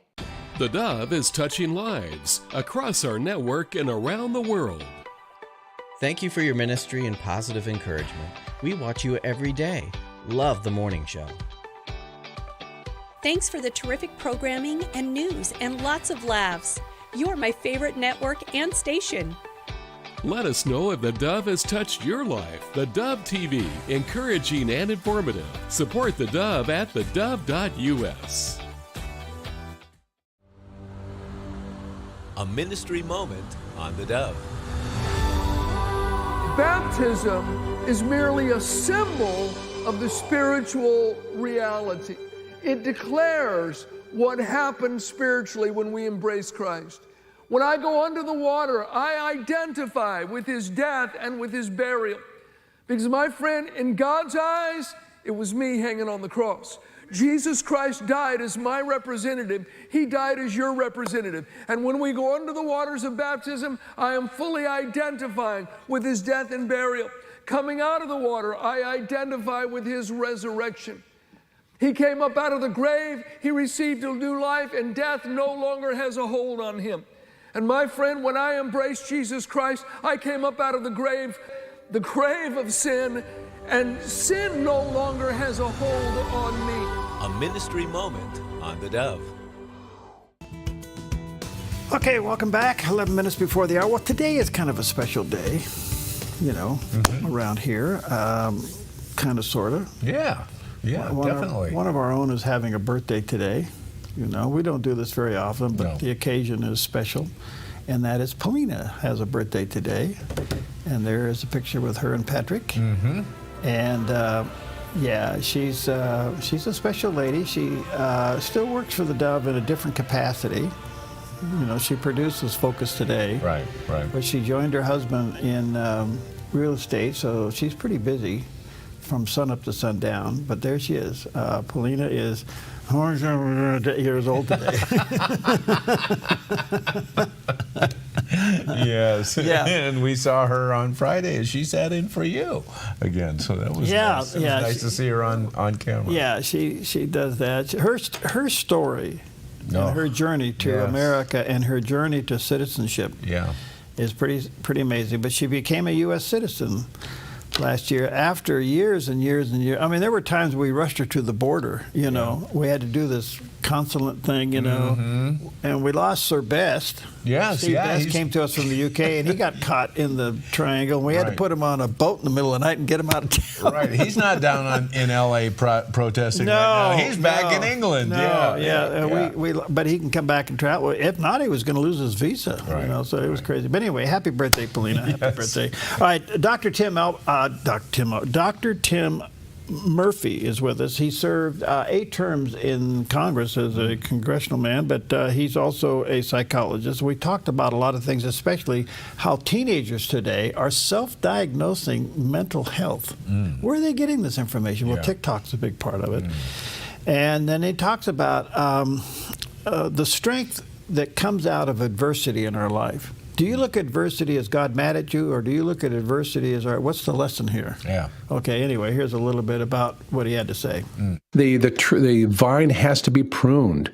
That sometimes we know that even scientifically, trees that are kept in an atmosphere like a greenhouse and never have a chance to twist in the wind are not as strong as those who have been through storms.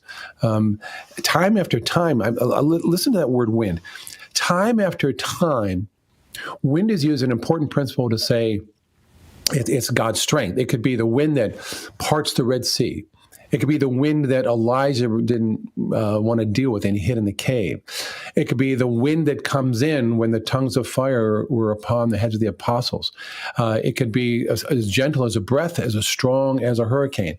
But those things strengthen us. And didn't the Lord also refer to, if you build on sand, it's going to fall apart. You build on stone, you're stronger. So if people have a tendency, though, I want to find an easy out, an easy answer. But Jesus made it pretty clear to his apostles, hey, guys, life's going to be tough. Can you imagine being in that meeting with Jesus when he sits down with them and says, I got some good news and bad news. The good news is Jesus. The bad news is life is going to really stink sometimes. People are going to torture you and kick you out of town and abuse you and eventually kill you, but you're going to be with me. And that's the message we need to get biblically, that is tough, that our life is temporary, that the afterlife and being with the Lord is infinite. But we go for these quick little pleasure principles and think then popping this ecclesiastical candy is going to make me happy permanently, and it won't, right? Ecclesiastical candy. I love that phrase. I called him on that, and I said, Dr. Murphy, I said, there's the title of your next book. He laughed, and I said, well, think about that. I mean, we are selling ecclesiastical candy, and we got to be careful about all this stuff. Oh, boy. Anyway, good stuff. We've got some great guests coming up. John O'Connor will be with us. Always fun to have him around. He'll interpret things legally. And Richard Lyon will be by with us. He's a great historian, and we'll be talking about, all right, what's going on in L.A., and how did we get to rioting again in the streets of America? Yeah.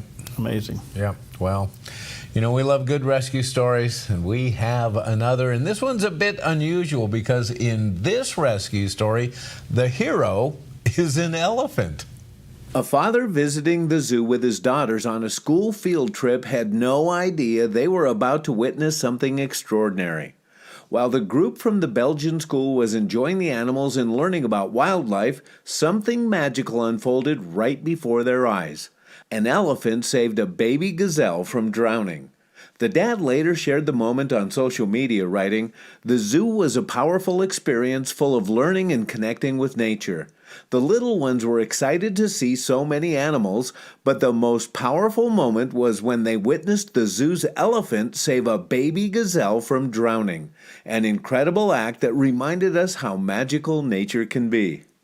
That is the coolest video. It is. When that elephant scoops that gazelle out of the pond and the gazelle scampers off and the elephant lumbers behind him, and you look, the elephant's got a smile on its face. It is amazing. Isn't it amazing, the animal world? Do you ever figure out, with all our knowledge, have we figured out how animals communicate? No. I think that they look at like dolphin chatter and stuff, and whales and stuff like that. Yeah. But how about some of the more common animals that like we a dog. see? Yeah, like a dog or a cat. Yeah. Does it? I mean, your dog understands English, doesn't it? Yeah, and you know what? We can actually understand some of the dog's bark. Oh. I know when my dog is hungry and it says, "Hey, you forgot me." You know that one, as opposed to when UPS is coming up the driveway. There's a significant difference in their tone. Well, to me, it's amazing how the animal world and how they do communicate. You just kind of wonder. I mean, could that elephant talk to that gazelle? Were they communicating? Did the gazelle know that the elephant was trying to help it? How come the other gazelles didn't come over and try to help it? Where was the mama gazelle? Great question. I don't know. So anyway, I just find it so curious that, and you got to be, we had this story last week where there's a lot of these fawns that look like they're abandoned in the woods, and really the mom's over here somewhere. Right. And you got to be careful that you don't pick them up and take them with you or something like that. I think you're going to adopt this little deer, Yeah, and we know that elephants, they got big brains.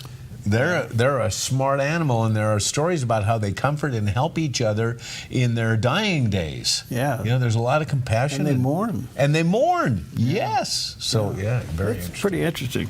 All right, well, this is a great scripture to start your week with, and it's a great scripture for your day. It's called 1 John, out of 1 John, chapter 3, verse 22. And whatever we ask, we receive from him because we keep his commandments and do what pleases him. If you keep his commandments, do what you're supposed to do. And you know what it is. You don't need a sermon. You know what pleases the Lord. Do that, and you can ask and you'll receive. Amen. All right. Excellent. Black Flag Armory offers top brand affordable rifles, shotguns, handguns, and gear. We also offer an array of classes emphasizing safety, self-defense, and accuracy. We strive to provide the absolute best possible experience when buying a firearm. Family friendly for every skill level, Black Flag Armory in Medford and Grants Pass. Online at blackflagarms.com or 541-499-0779. 541-499-0779. Come fall in love with Northridge Senior Living, where contemporary sunlit interiors meet old world elegance. Walk through our lovely hallways and enjoy the fun staff-led activities. Forge lasting friendships with other residents and our exceptional caregivers. Dine in style. Gather near the fireplace under breathtaking chandeliers. Our reasonably priced apartments are spacious with private balconies. Northridge is Christian-owned and operated, pet-friendly, and only 2 blocks from Asante Rogue Regional Medical Center. On-site 24/7 in-home care is available. We also offer senior adult daycare where your loved one can spend the day with us and the evenings with you. Northridge Senior Living, your home. I'm holding the many prayer requests that arrive here at the Dove. We're grateful that you include us with your prayer needs. As a staff, know that we join you and pray over your requests for God's help. Have a prayer need? Let us know by going to thedove.us. how can Christian parents train their kids to know and follow God's design for sexuality in a culture that increasingly rejects it? Join us as we uncover the damaging misinformation being fed to your children on sexuality and gender identity, and learn effective strategies for grounding them in biblical truth with confidence and grace. Join me for the John Ankerberg Show weekdays at 4 o'clock right here on the Dove TV. It'll be encouraging and informative. Romans 1:20 tells us God's power is revealed in creation. Yet 2 Corinthians 4:4 reminds us that Satan has blinded many to the gospel. At the Life Outdoors, we've seen the truth of God, His eternal power and divine nature displayed in every mountain and stream. Follow along and let's wake the wild within. The mountains don't lie. Where there's truth, there's Jesus. The Dove TV, encouraging and informative, with Mornings on the Dove.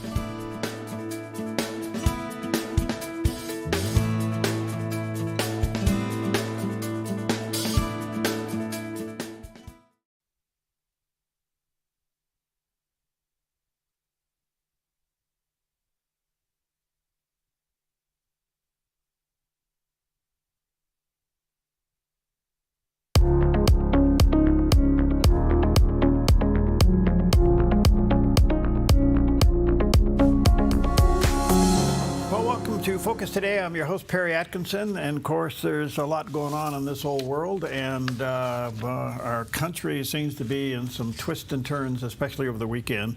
Very timely, and I'm always honored when we have time to sit down with Richard Lyons. He's a world historian, third-generation publisher. He also has a career in stage and television production, and he's the author of a trilogy on the American government, with the latest third volume titled Passage Through the Shadows. And there is a picture of the cover of that book, Passage Through the Shadows. He does have a website, richardclyons.com. And you can check that out there, richardclyons.com. Richard, good to see you again, buddy. How are you? Well, it's great to see you, Perry. It's been a while. Yeah, it's been a while. Thanks for your time. We always value it greatly. Sure. A lot to talk about, too little time. The big headlines, what's going on in L.A. How did we get back to riots and burning cars in the streets of L.A. again? What's going on? Well, you know, it's funny.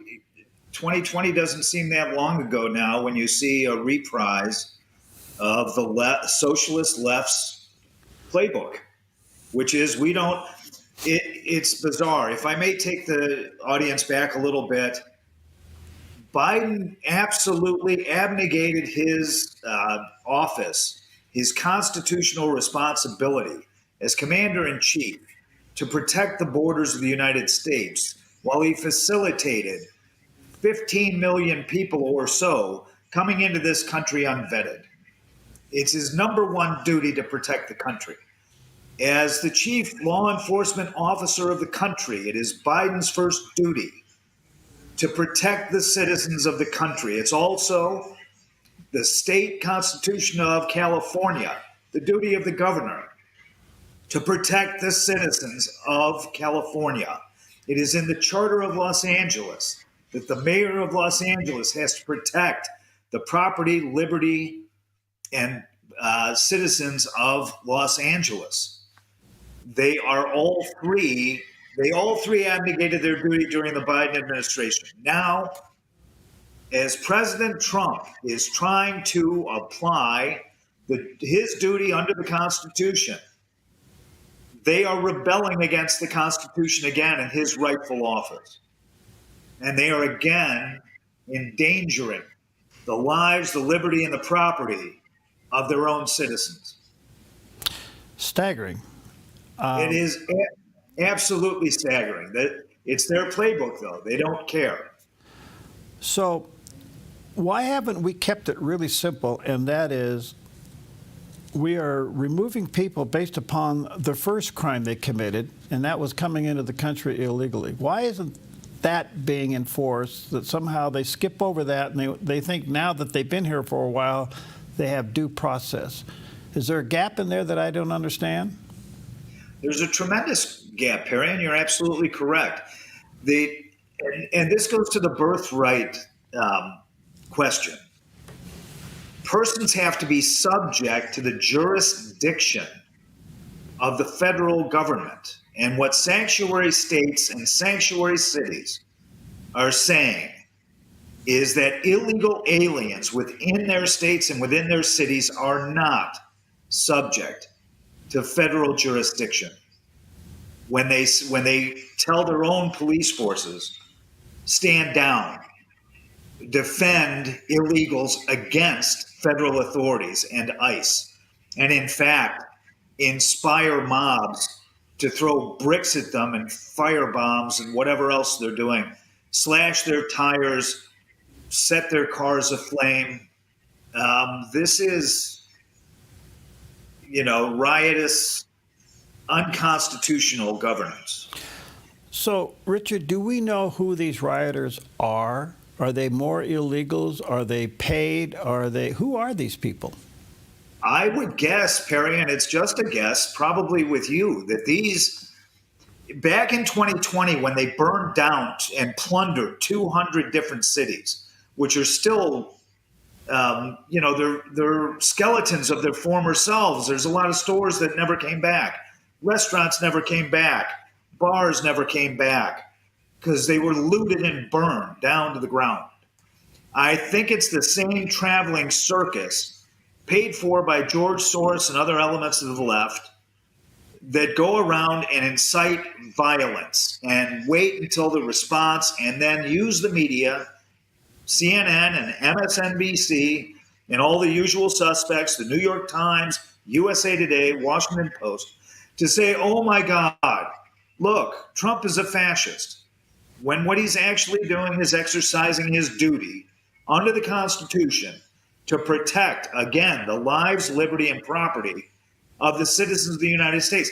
That is the first office of government. Mm-hmm. As stated by our founders, it is why government's necessary, according to John Locke. And they do everything they can to reverse the issue, to make illegal aliens and criminals saints, and to make our police force and our president into being some evil players. Okay.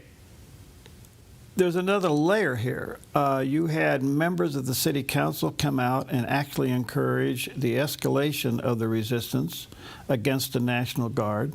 You got the mayor basically AWOL, but pretty much encouraging. And you got the governor that calls this nothing more than a bad celebration after a sports game. I mean, this is unbelievable that the governor would say this is nothing more than somebody winning the World Series. Oop, did we lose him? Oh, okay, we got a frozen thing there. Okay, we'll get him. We'll get that straightened out. That's what happens with our new system here. All right, let me just do a quick thing. We'll get him reconnected here.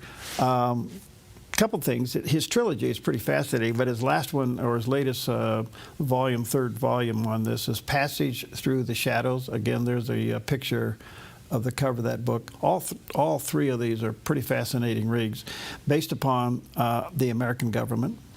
And then the other one is richardclyons.com. That's his website. And you can do that. Did we get him back? There you are. Sorry about that, Richard. Are you there? Nope, froze him again. Okay. Well, there you are. Can you hear me? Yes. All right. Sorry about that. Technology. You love it and you hate it at the same time. Exactly. I think we're not alone. Yeah. I don't know if you heard my last question about the city council member who came out and encouraged escalation of the resistance against the National Guard. You got the mayor of Los Angeles basically saying this is crazy and we should be protecting these people. And then you got the governor calling this nothing more than a sports celebration after the win of the Super Bowl or maybe the World Series. How in the world do you process that kind of response? Well, in the real world, in a rational world, you would call that insane. Okay. These are Perry. These are rapists. These are murderers. These are drug dealers. These are human slavers of children. These are murderers we're dealing with. And and you said it right at the start. What was the first crime they committed? They're here illegally. And they're literally costing the American taxpayers, not to put it into thin a matter, billions and billions of dollars. So, do you think it's different now? The American people are seeing through this nonsense. Yes, I think so, and I hope they have no patience for either the idiotic statements of a governor and a mayor and a councilwoman who are unhinged and do not know what their job is, and are intolerant of any more riotous ambitions to burn down cities and loot them. So, sanctuary cities, sanctuary states. By the way, Oregon's the oldest sanctuary state in the country. We've been a sanctuary state for a long time. How do you think this gets unwound back to normal? I mean, is it legislatively, or does the federal government have any other way of coming in and de-sanctioning a sanctioned city? I guess the struggle now will be through budgetary measures to not fund certain aspects of California's social programs that funnel through Washington and get serious about it. And the other is, you have to demonize the right people. And the right people to demonize are not ICE officials. They are not police on the ground. You remember the defund the police movement? That was, at the same time as the looting of 200 cities and they're being burned down.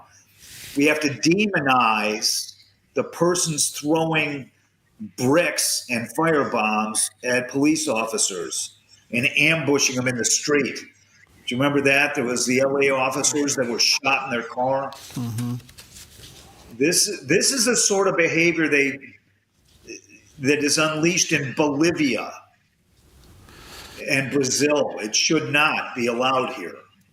So we thought that possibly the Pacific Palisades fire would have been Governor Newsom's Waterloo. Maybe this one is. Maybe these riots. And the mayor, Perry. And the mayor. She was out of town on a nice vacation when all that burned down. So, is California recoverable? I mean, I was reading the other day, they're about 45 days from bankruptcy at any given moment. That's serious. My gosh. Well, it's just like, isn't that just like, Perry, every other blue city and state?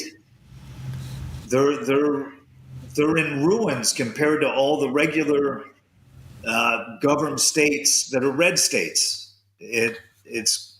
The difference is a cavern. Okay, I'm just wondering when California's had enough. Yeah, they need another Ronald Reagan. They need a Republican governor who will show California how nice life can be in the most beautiful state in our union if it's well governed. Wow. All right, let me switch attention to one other subject before I take a break, and that what's happening with Russia in Ukraine. The tit for tat there is getting pretty extreme, and it doesn't seem like any kind of peace talks is going anywhere. One of the things that comes out of this that seemingly got my brain on tilt, Richard, is how unsophisticated Russia's military is. I think we're kind of going, what? I thought we were expecting more sophistication, and yet you got these guys lobbing drones out of the back of pickup trucks, destroying their air force. What's going on here? Yeah, and if you compare and contrast Ukraine's brilliant assault on Russian air bases and against their air force's aircraft, thousands of miles away from Ukrainian borders. And then you compare that to what Russia did just last night. They tried to send 479 drones into Ukraine to effect damage, and only 19 hit their targets. So yeah, Russia is, they're trying to define terms of negotiation based on their strength with every assault on Ukraine. And what they're actually doing is showing their weakness. Was that attack on those 5 military aircraft or air bases, was that kind of like their Pearl Harbor? In a sense, it was, because the aircraft that Russia uses to deliver missiles to destroy Ukraine were those that were targeted. So in Pearl Harbor, they were trying to take our strength in the Pacific and sink it. So what Ukraine has done is taken the aviation assets of Russia that were used to cripple Ukraine and destroyed them. Yeah. And so it's really impressive what the Ukrainians did. Okay, back to the fundamentals of that war. Ukraine didn't invade itself. No, under a very weak Obama administration, they lost Crimea. And under a very weak Biden administration, they were invaded again. And so we sit in the ruins of Ukraine. I don't know how many lives have been lost that should never have been lost. And Trump is left with having to negotiate terms between two enemies that don't want to come to terms. Yeah. And two people that are basically corrupt. Yes. Putin, it's on its face. And with Zelensky, with all the money that was poured into Ukraine and all, I understand 50% of it is lost. So Okay, let me take a quick break. We got a little lock up there. We'll reconnect. Check out the book, Passage Through the Shadows. It's volume 3 of his trilogy there about the American government. And check out his website, richardclyons.com. He's a world historian. We'll be right back. Spring is around the corner and summer is on its way. With fire danger biting at its heels, flammable blackberries and underbrush will grow like gangbusters and sprout fire danger in no time. A wise property owner knows the best time to take care of fire danger is to extinguish it before it gets started. GMV Forestry, LLC can help you protect your property with adequate fire brush clearing to fireproof a zone around your precious property. With over 35 years experience, GMV Forestry LLC has the knowledge, experience, and all the equipment you need to get the job done right, offering a wide variety of services like mulching, field mowing, snow removal, driveway clearing, ditch cleaning, gravel delivery and spreading, driveway sweeping, logging, and more. GMV Forestry LLC does it all, and they do it right. GMV Forestry LLC, the team you can trust. 541-660-6445. 541-660-6445. It's your time to fly.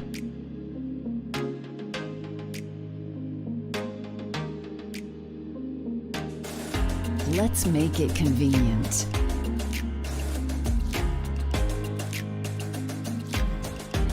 We are your airport.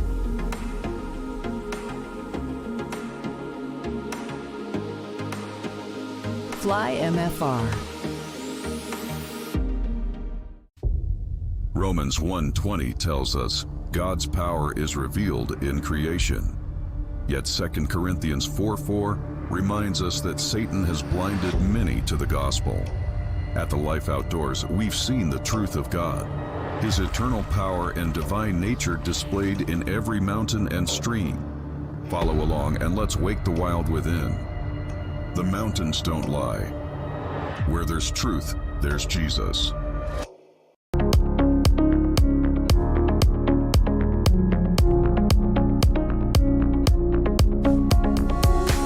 Okay, welcome back. Always an honor to have with us Richard Lyons. He's a world historian and quite the author.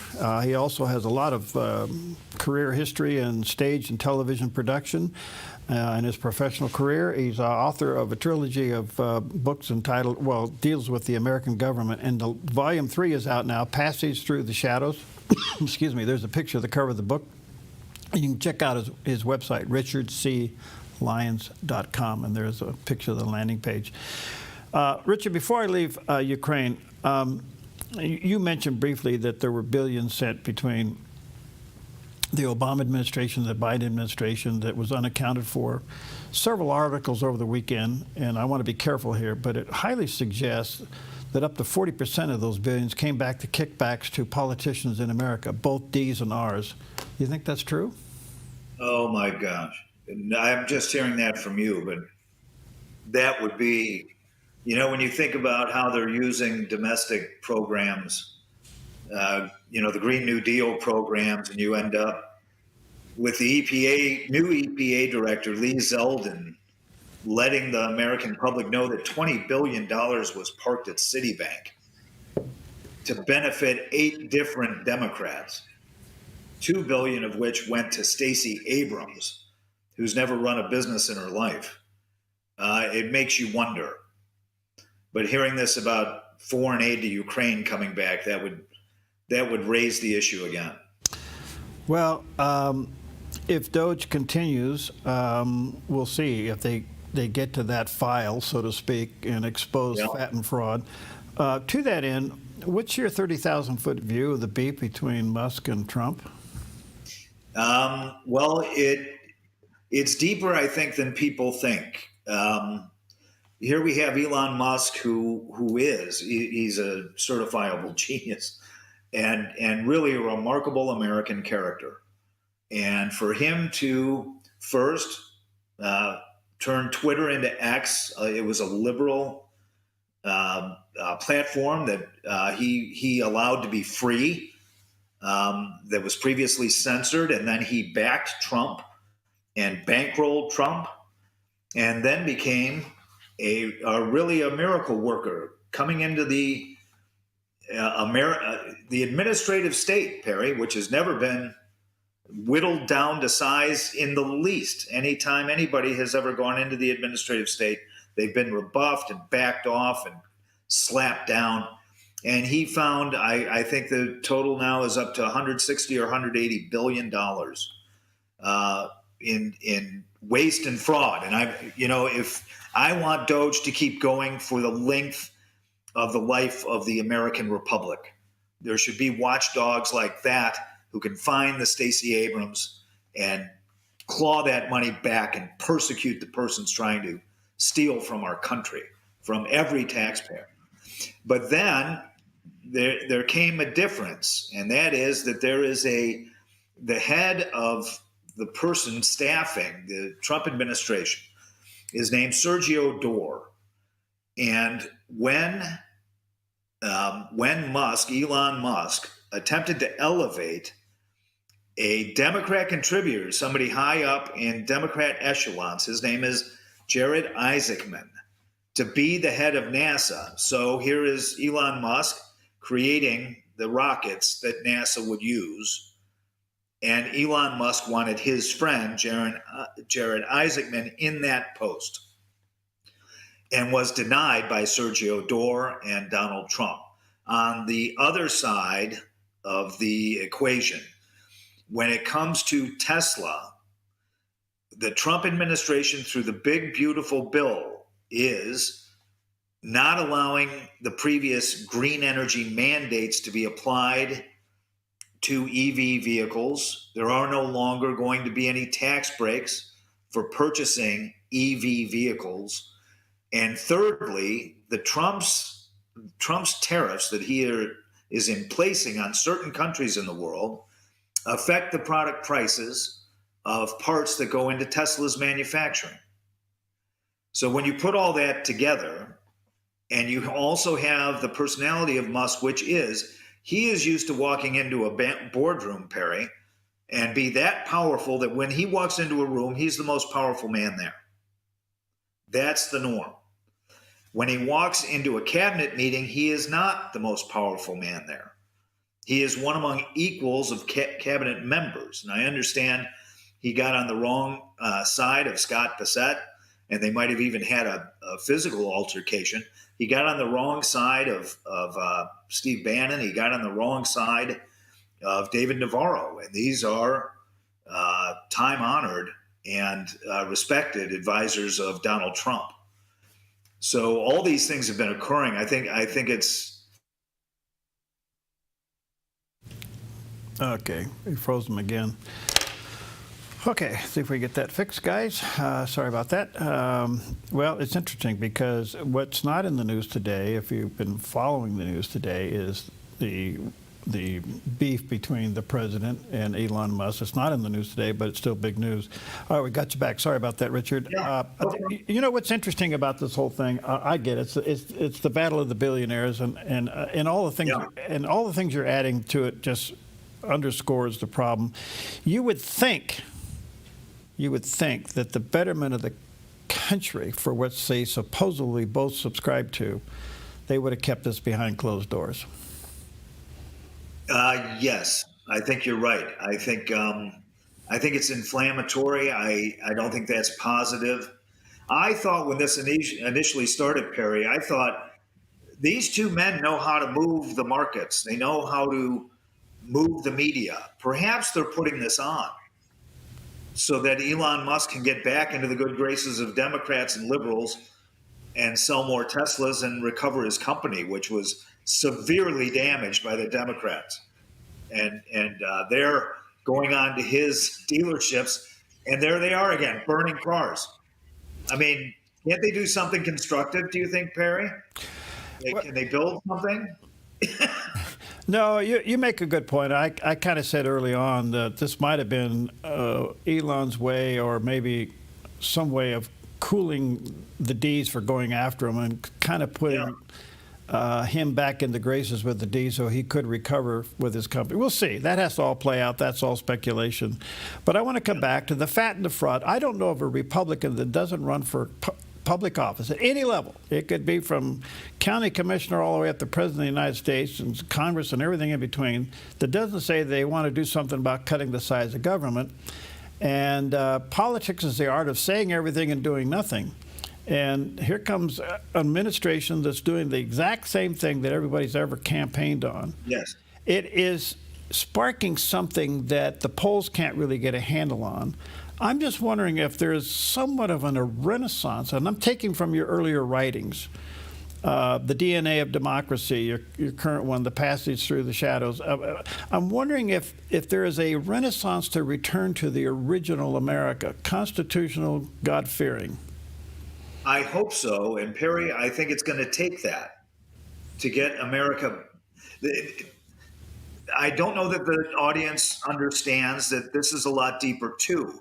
For 100 years, power and wealth have been concentrated in one city in America. And it started with Woodrow Wilson's income tax. So that all the wealth of all the localities in the states have gone to Washington, D.C., to be parceled out there and to be sent back to states and localities, so that our representatives no longer represent us. They represent Washington, D.C.'s will. And insofar as states and localities do the will of the federal behemoth, they are rewarded through the monies taken through the income tax. It is what FDR did when he made sure that all the wealth in the country benefited his constituencies, his labor unions, his teachers' unions, right? And that is how the Democratic Party has operated. But what the genius is, they allowed some Republican initiatives to be part of that massive castle keep I call Washington, D.C., so that even Republicans defend the whole budget based on their part in the budget. They're one brick in the wall. So yes, it's a problem. It's a generational problem. We need a change of philosophy. Do you think if Doge is to continue, and apparently to the president, he's going to take the philosophy of Doge and give it to his various agency heads, secretaries of various agencies, to continue to look for fat and fraud within their agencies? And I hope that's the case. But somewhere in there, these NGOs have to be taken out, because that seems to be the channel by which the kickbacks are made. Do you think that'll ever happen? And yeah, they are the persons by design who are supposed to be overseers, but they are the one. Okay. We lost him again. All right, sorry about that. Well, I'm out of time anyway, so let me just say this. We'll get him back, hopefully get a better connection, but check out his latest of the trilogy, Passage Through the Shadows. Check out his website where you can get a lot of great information, richardclyons.com. There's a picture of his landing page.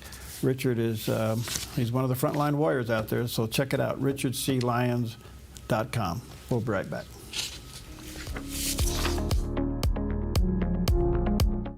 Clean water is essential to your good health. Ultra Pure Purified Water has been delivering purified, healthy drinking water to the Rogue Valley since 1995. Locally owned and family run, Ultra Pure Purified Water uses a multi-stage process ensuring your delivery of water is 99.8% pure, so your family stays hydrated and healthy. Online at ultrapurewaterinc.com or call 541-734-0828. 541-734-0828.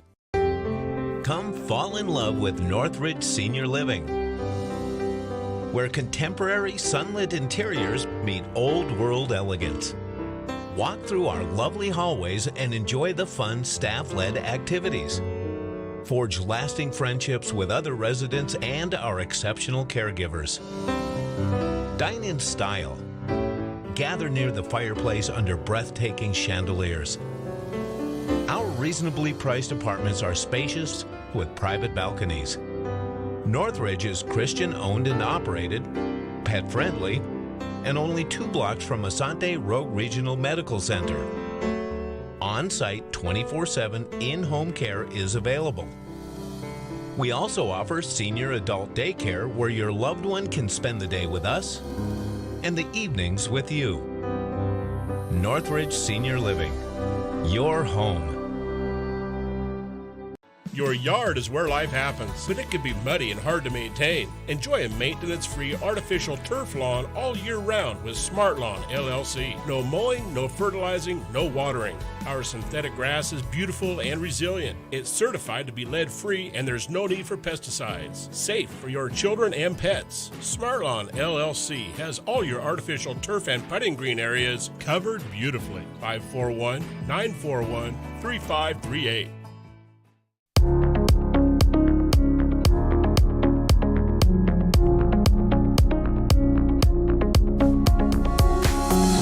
Welcome back, and well, we have John O'Connor. I always enjoy sitting down with John. He's a frontline warrior in so many ways, but his background and his experience, he has a lot to share with us. He's formerly a federal prosecutor, experienced trial lawyer, author of several books, Postgate and How the Washington Post Betrayed Deep Throat and Covered Up Watergate, which began today's, journalistic advocacy. He also has a second book to that, and that is The Mysteries of Watergate. Both can be found at postgatebook.com. John has also served as an assistant U.S. attorney in Northern California, representing the United States in both criminal and civil cases, so well experienced. Brother John, good to see you always. Thanks for your time. How are you, bud? With you, Perry. Well, what's your take on what's going on in L.A.? Well, it's necessary. It's unfortunate, but I think you probably could have predicted it. If you're really going to enforce the laws, people aren't going to like it. And it's the way our society is. If there's something you don't like, you protest, and generally the authorities are meek and they go away. And now look at the George Floyd riots. Basically, hundreds of cities just got trashed, and so many small business people ruined, lost their livelihoods. But no one really stepped in firmly.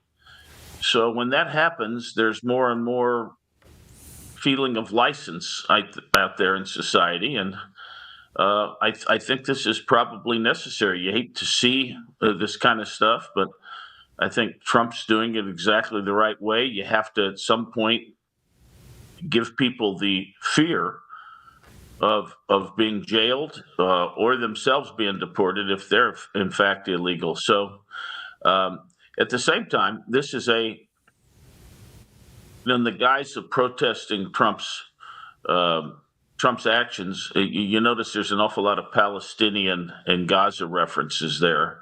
So some of this is all of a piece, I would say. So, John, clarify something for me. The original crime of being illegally entering the United States gets preempted by something called due process. Right. And I'm wondering, is that fair? Is due process can eclipse the original crime of being here illegally? Well, that's an issue, and here's the way I answer it. I think there's not been enough judicial study of this, and I don't want to say improvisation, but adjustment. Everything about the law should be proportional. Now, here's the quandary, Perry. If you cross the border, if you're an illegal immigrant, you cross the border down by Brownsville, and they catch you, and sometime within 14 days, they just pitch you back. They take you across the river and dump you off, and that's it. You're gone. There's no due process, nothing. Everybody agrees that that's just fine and dandy. But somehow, magically, after you've been here 14 days, and some of it after you've been apprehended, red-handed, so to speak, but they're letting you stay in, and Biden's letting you stay in, and then you're going to go to some tribunal later on. Now you decide, well, you know something, let's toss these people back to where they came from. They're here illegally. Now the courts say you get due process. And here's my take on it. Due process, we all have under the Fifth Amendment the right to due process for any taking of our liberty or property. But you have to have an interest in liberty or property for it to be taken. Now, if you're here illegally, what interest in liberty or property do you have? Yeah. Well, what the courts have said, a lot of the courts have said, well, you've been here so long, you've got a job now, you've got a girlfriend here. Gee, boy, you've got stuff. We're going to take sending you away would take away that property of yours and maybe your liberty if we're going to put you in jail. So, gee, you get due process. I think due process should be proportional to the liberty or property interest you legitimately have. If you are here illegally, what is due you should be very slight. So I think merely, perhaps a 30-second questionnaire and, as to any particular confirming that they don't have a green card, that they don't have any kind of promise from the government that they're going to stay here, in which case maybe you do need a fuller due process hearing. You haven't been admitted on a student visa, so forth and so on. That should be your due process. And if the answer to that is no, I don't have any of that, I think that's it. That should be enough to say you've got to go. Okay, but that's not the way the courts have been handling it, though. So is this a stretching of precedents? No, what it is, it's applying something that is really not really applicable. It's just a lack of judicial imagination, I would say, or judicial discretion to say no. Taking Perry's house from him is not the same thing as sending an illegal across the border or sending Perry to jail. You need due process before you send Perry to jail, a legitimate citizen of the United States. That is different in terms of the liberty or property interest you might have versus that of someone that comes across the border. So all the panoply of rights you might have in those situations should not be the same as for someone who is clearly over here illegally and has no showing of some sort of liberty or property interest. That's number one. Number two, I'm not sure that if there's that due process hearing can't be scheduled sometime in the future. And meanwhile, you've got to go back to wherever you came from, whether it's Mexico or wherever. And if you've got a gripe after that, we'll have a hearing for you. But meanwhile, you're gone. Yeah. I think the judiciary is very proud of the way it developed its own judge-made law over the years. For instance, the Miranda warning. So you have the right to remain silent and all that. That's not in the Constitution. That's judge-made as a way to enforce different rights that they discern in the Constitution. And I'm not against the Miranda warnings. I think that it's a great judicial invention. But if the judiciary can invent things like that, and when I say invent, I mean it in a good way, develop them, why can't we develop more appropriate due process for people that are here illegally? And that's my problem. Everything is straitjacketed. You get the same due process that Perry gets when his house is whatever. You've got to have a hearing. You've got to, and so forth and so on. Well, if everybody gets a hearing and there are millions of people that Biden let in, I mean, we can't do that. It's you've put down on a piece of paper how much it's going to cost you if you have a full-fledged hearing for everybody, and so forth. It's unsustainable. So yeah, I get that. All right. So one other question before I move on, and that is, when these riots broke out in L.A. and the president is trying to set in the National Guards, what's the conflict of the feds going into a sanctuary city? First of all, I think a sanctuary city should mean nothing. If a sanctuary city means that the city is going to take action to prevent the apprehension of someone, it's one thing to say you're a sanctuary city and say, okay, it's our policy. We're not going to do anything. We're going to put our hands down. We're not going to go out of our way to take affirmative action to get rid of illegals. That may be a legitimate sanctuary city type of procedure. But on the other hand, if being a sanctuary city means you are going to take affirmative steps to prevent the federal government from enforcing federal law within your venue, your jurisdiction, to me, that is obstruction of justice. You should not be able to stop that. Now, in terms of bringing in the National Guard, I think the president has authority to bring in the National Guard, usually as what they call a comity, sort of a respect for the other, for lower levels of government, for state and local governments. Oftentimes you ask the governor whether he wants the National Guard in there, but you don't have to do what he tells you. In this case, Trump's within his rights to come into a sanctuary city with the National Guard to restore order on something like this because federal interests are at stake. That's number one. And number two, if the city gets in the way of that, everyone who does is obstructing justice. You cannot do that.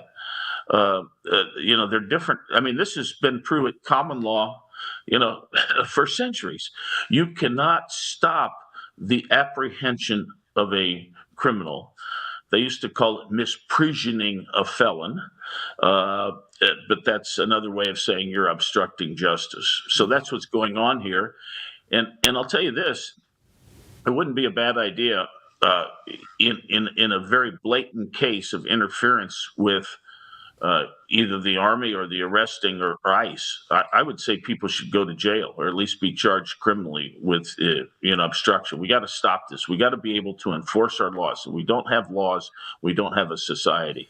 What about contributing to obstruction, such as the city council woman that came out and encouraged people to escalate their counterpart to the ICE? You had the mayor basically doing this, and then the governor basically writing this off as nothing more than a celebration after a sports victory. if the city council person can be deemed to have said, I want you to interfere with this, she is aiding and abetting obstruction of justice. That is obstruction of justice. It's not free speech. You can't yell fire in a crowded theater. You cannot issue words which have meaning that have meaning as calls to action.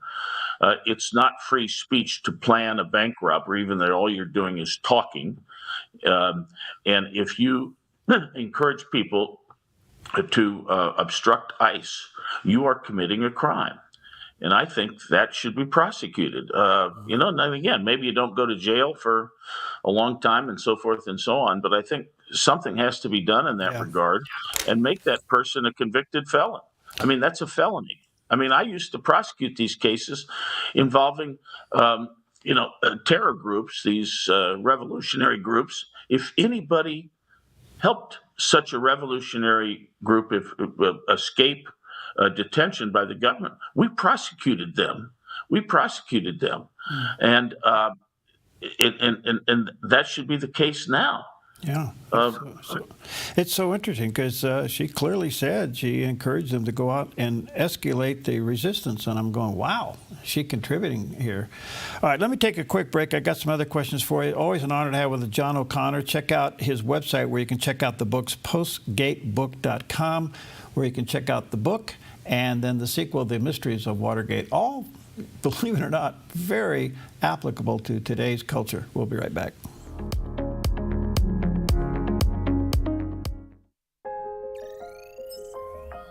The Lennox iComfort S30 thermostat can sense changes in your environment. It even knows when you come and go. So now your home's most important system is also the smartest. Metal Masters can give you the smartest home comfort system available. It knows when you're away and adjusts when allergens and humidity get uncomfortable. Trust Metal Masters to provide perfect air for your family. Lennox. Air is life. Make it perfect. Welcome to Rise Direct Primary Care. Imagine a healthcare experience where you're known by name, cared for like family, and treated with compassion. How is that possible? With an affordable, flat monthly membership, you receive unlimited primary care and minor urgent care visits. No insurance needed. At Rise Direct Primary Care, we offer a friendly, affordable healthcare experience where you get a whole hour with your provider. Located in Central Medford and accessible by phone or text, we can typically get you in the same or next day. We prescribe urgent care medications directly from our office, saving you a trip and wait time at the pharmacy when you'd rather be at home getting better. Personalized medical care with a human touch. Rise Direct Primary Care is all about healing the sick with compassion and keeping the healthy healthy. Rise Direct Primary Care. We're here for you. Visit risehealthdpc.com or call or text us 541-827-8603. 541-827-8603. And I can hear my name in my heart being called, like Austin. Like a very small, still whisper, Austin. And at first I'm like, oh my goodness, I'm finally going crazy. I've been in here for almost 45 days. I am going crazy. Come unto me, all ye that labor and are heavy laden, and I will give you rest. And when I read that verse, I broke. Something inside of my heart just broke. Watch the 700 Club Monday morning at 11 on the Dove TV.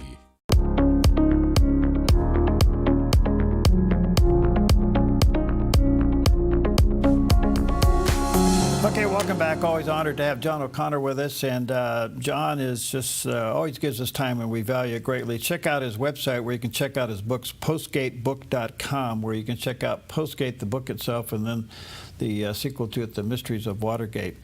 And they're terrific reads. John, what's your 30,000-foot view when the big, beautiful bill became the big, beautiful battle between the billionaires? Well, you can't make this up, Perry. You really can't. And of course, I think unfortunately, sometimes President Trump goes farther or further than he needs to on some of these things. He always has a kernel of good sense, but sometimes he is extreme in enforcing that good sense. When you extremely enforce his policy at the borders, that's excellent. you can't. There should be no limit on that. But in this case, Musk's buddy, and I forget his name, who was appointed head of NASA, it comes out that he had contributed to Democratic politicians. And then aides to Trump or Trump whisperers said, "Oh, this is wrong. You don't want a person like this in your administration." This is what started it all. So he withdrew this guy's nomination to be head of NASA. I don't think that was wise, because nobody cares what a disgruntled NASA official says if the guy ever comes out to be an anti-Trumpy, which is what Trump was fearing. This isn't the same thing as having a Quisling in your Department of Justice or something like that. Those are Secretary of State. This is a really, really kind of political place, and what kind of controversy comes out of NASA that is political. I think he should have kept him in there. But anyway, that was the last straw for Musk. The reason I say that is because he's already taken away Musk's goodies on the EV mandates and the credits and all that, which I applaud. I mean, all that stuff was silly, but I think he should have gone out of his way to try to palliate Musk. But anyway, right now that they're basically acting like juveniles in my view, and Trump should not talk about withdrawing contracts from him.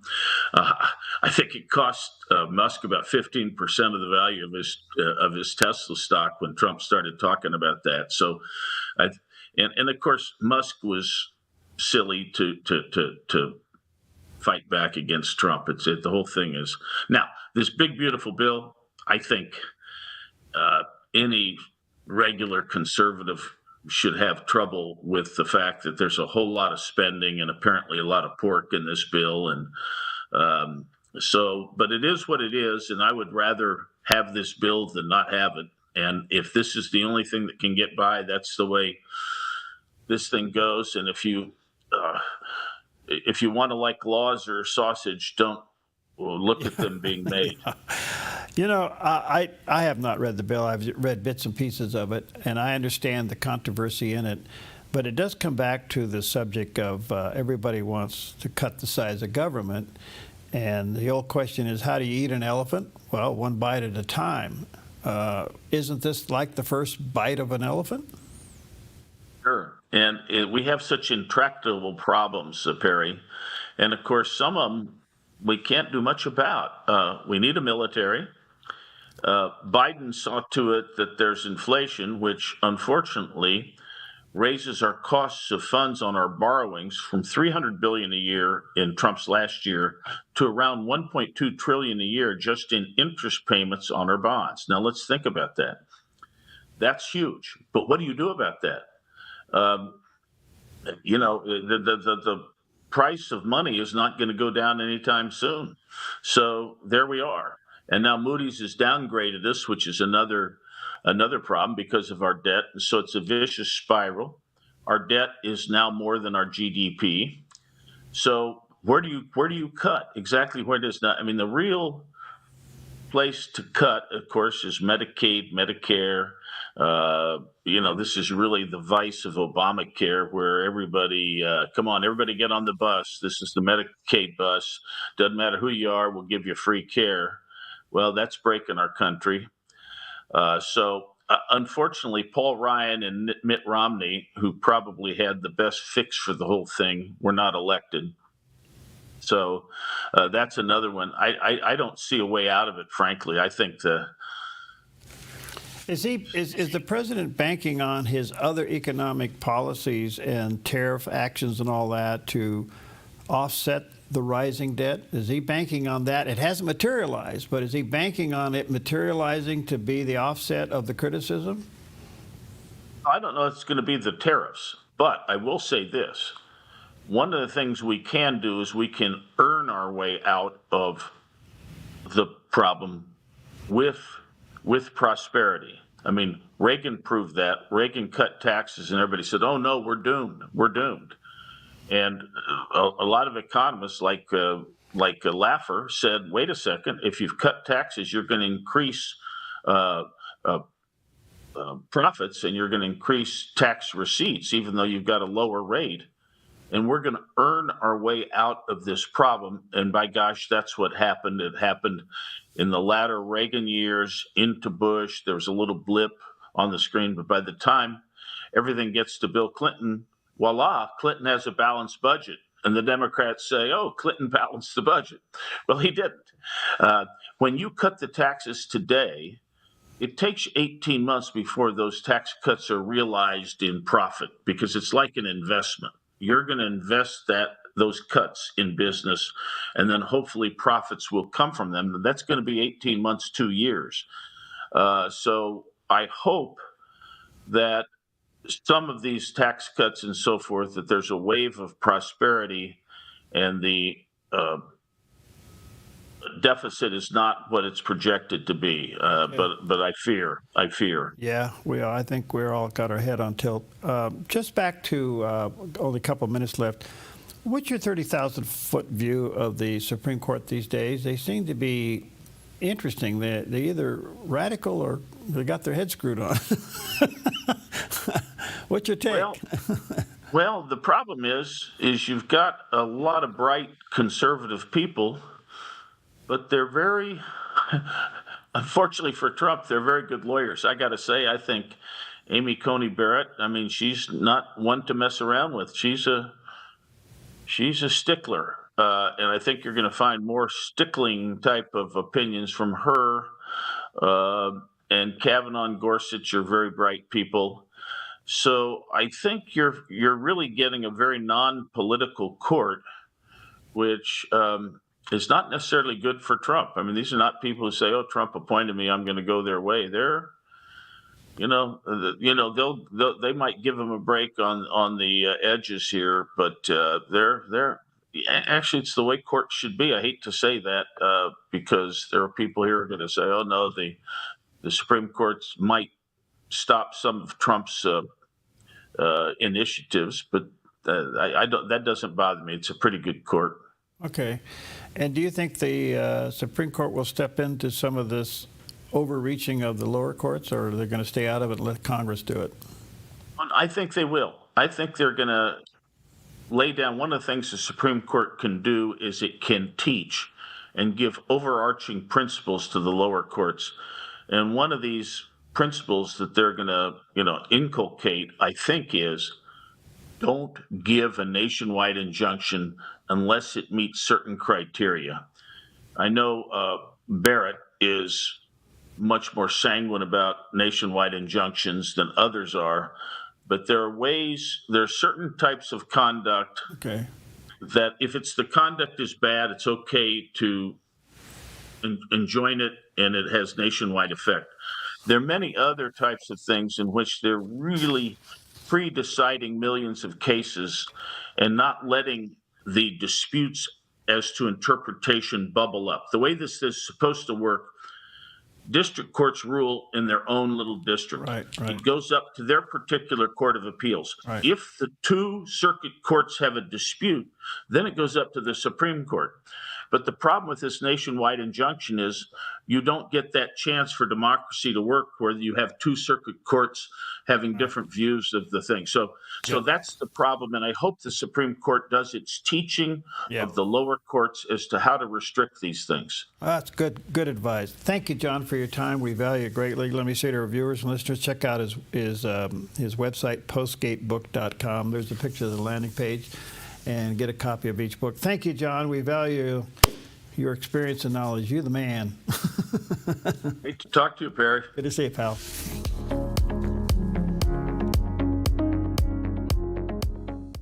Finding that next great series to binge watch is fun, but your neck, shoulders, and body don't count that as me time.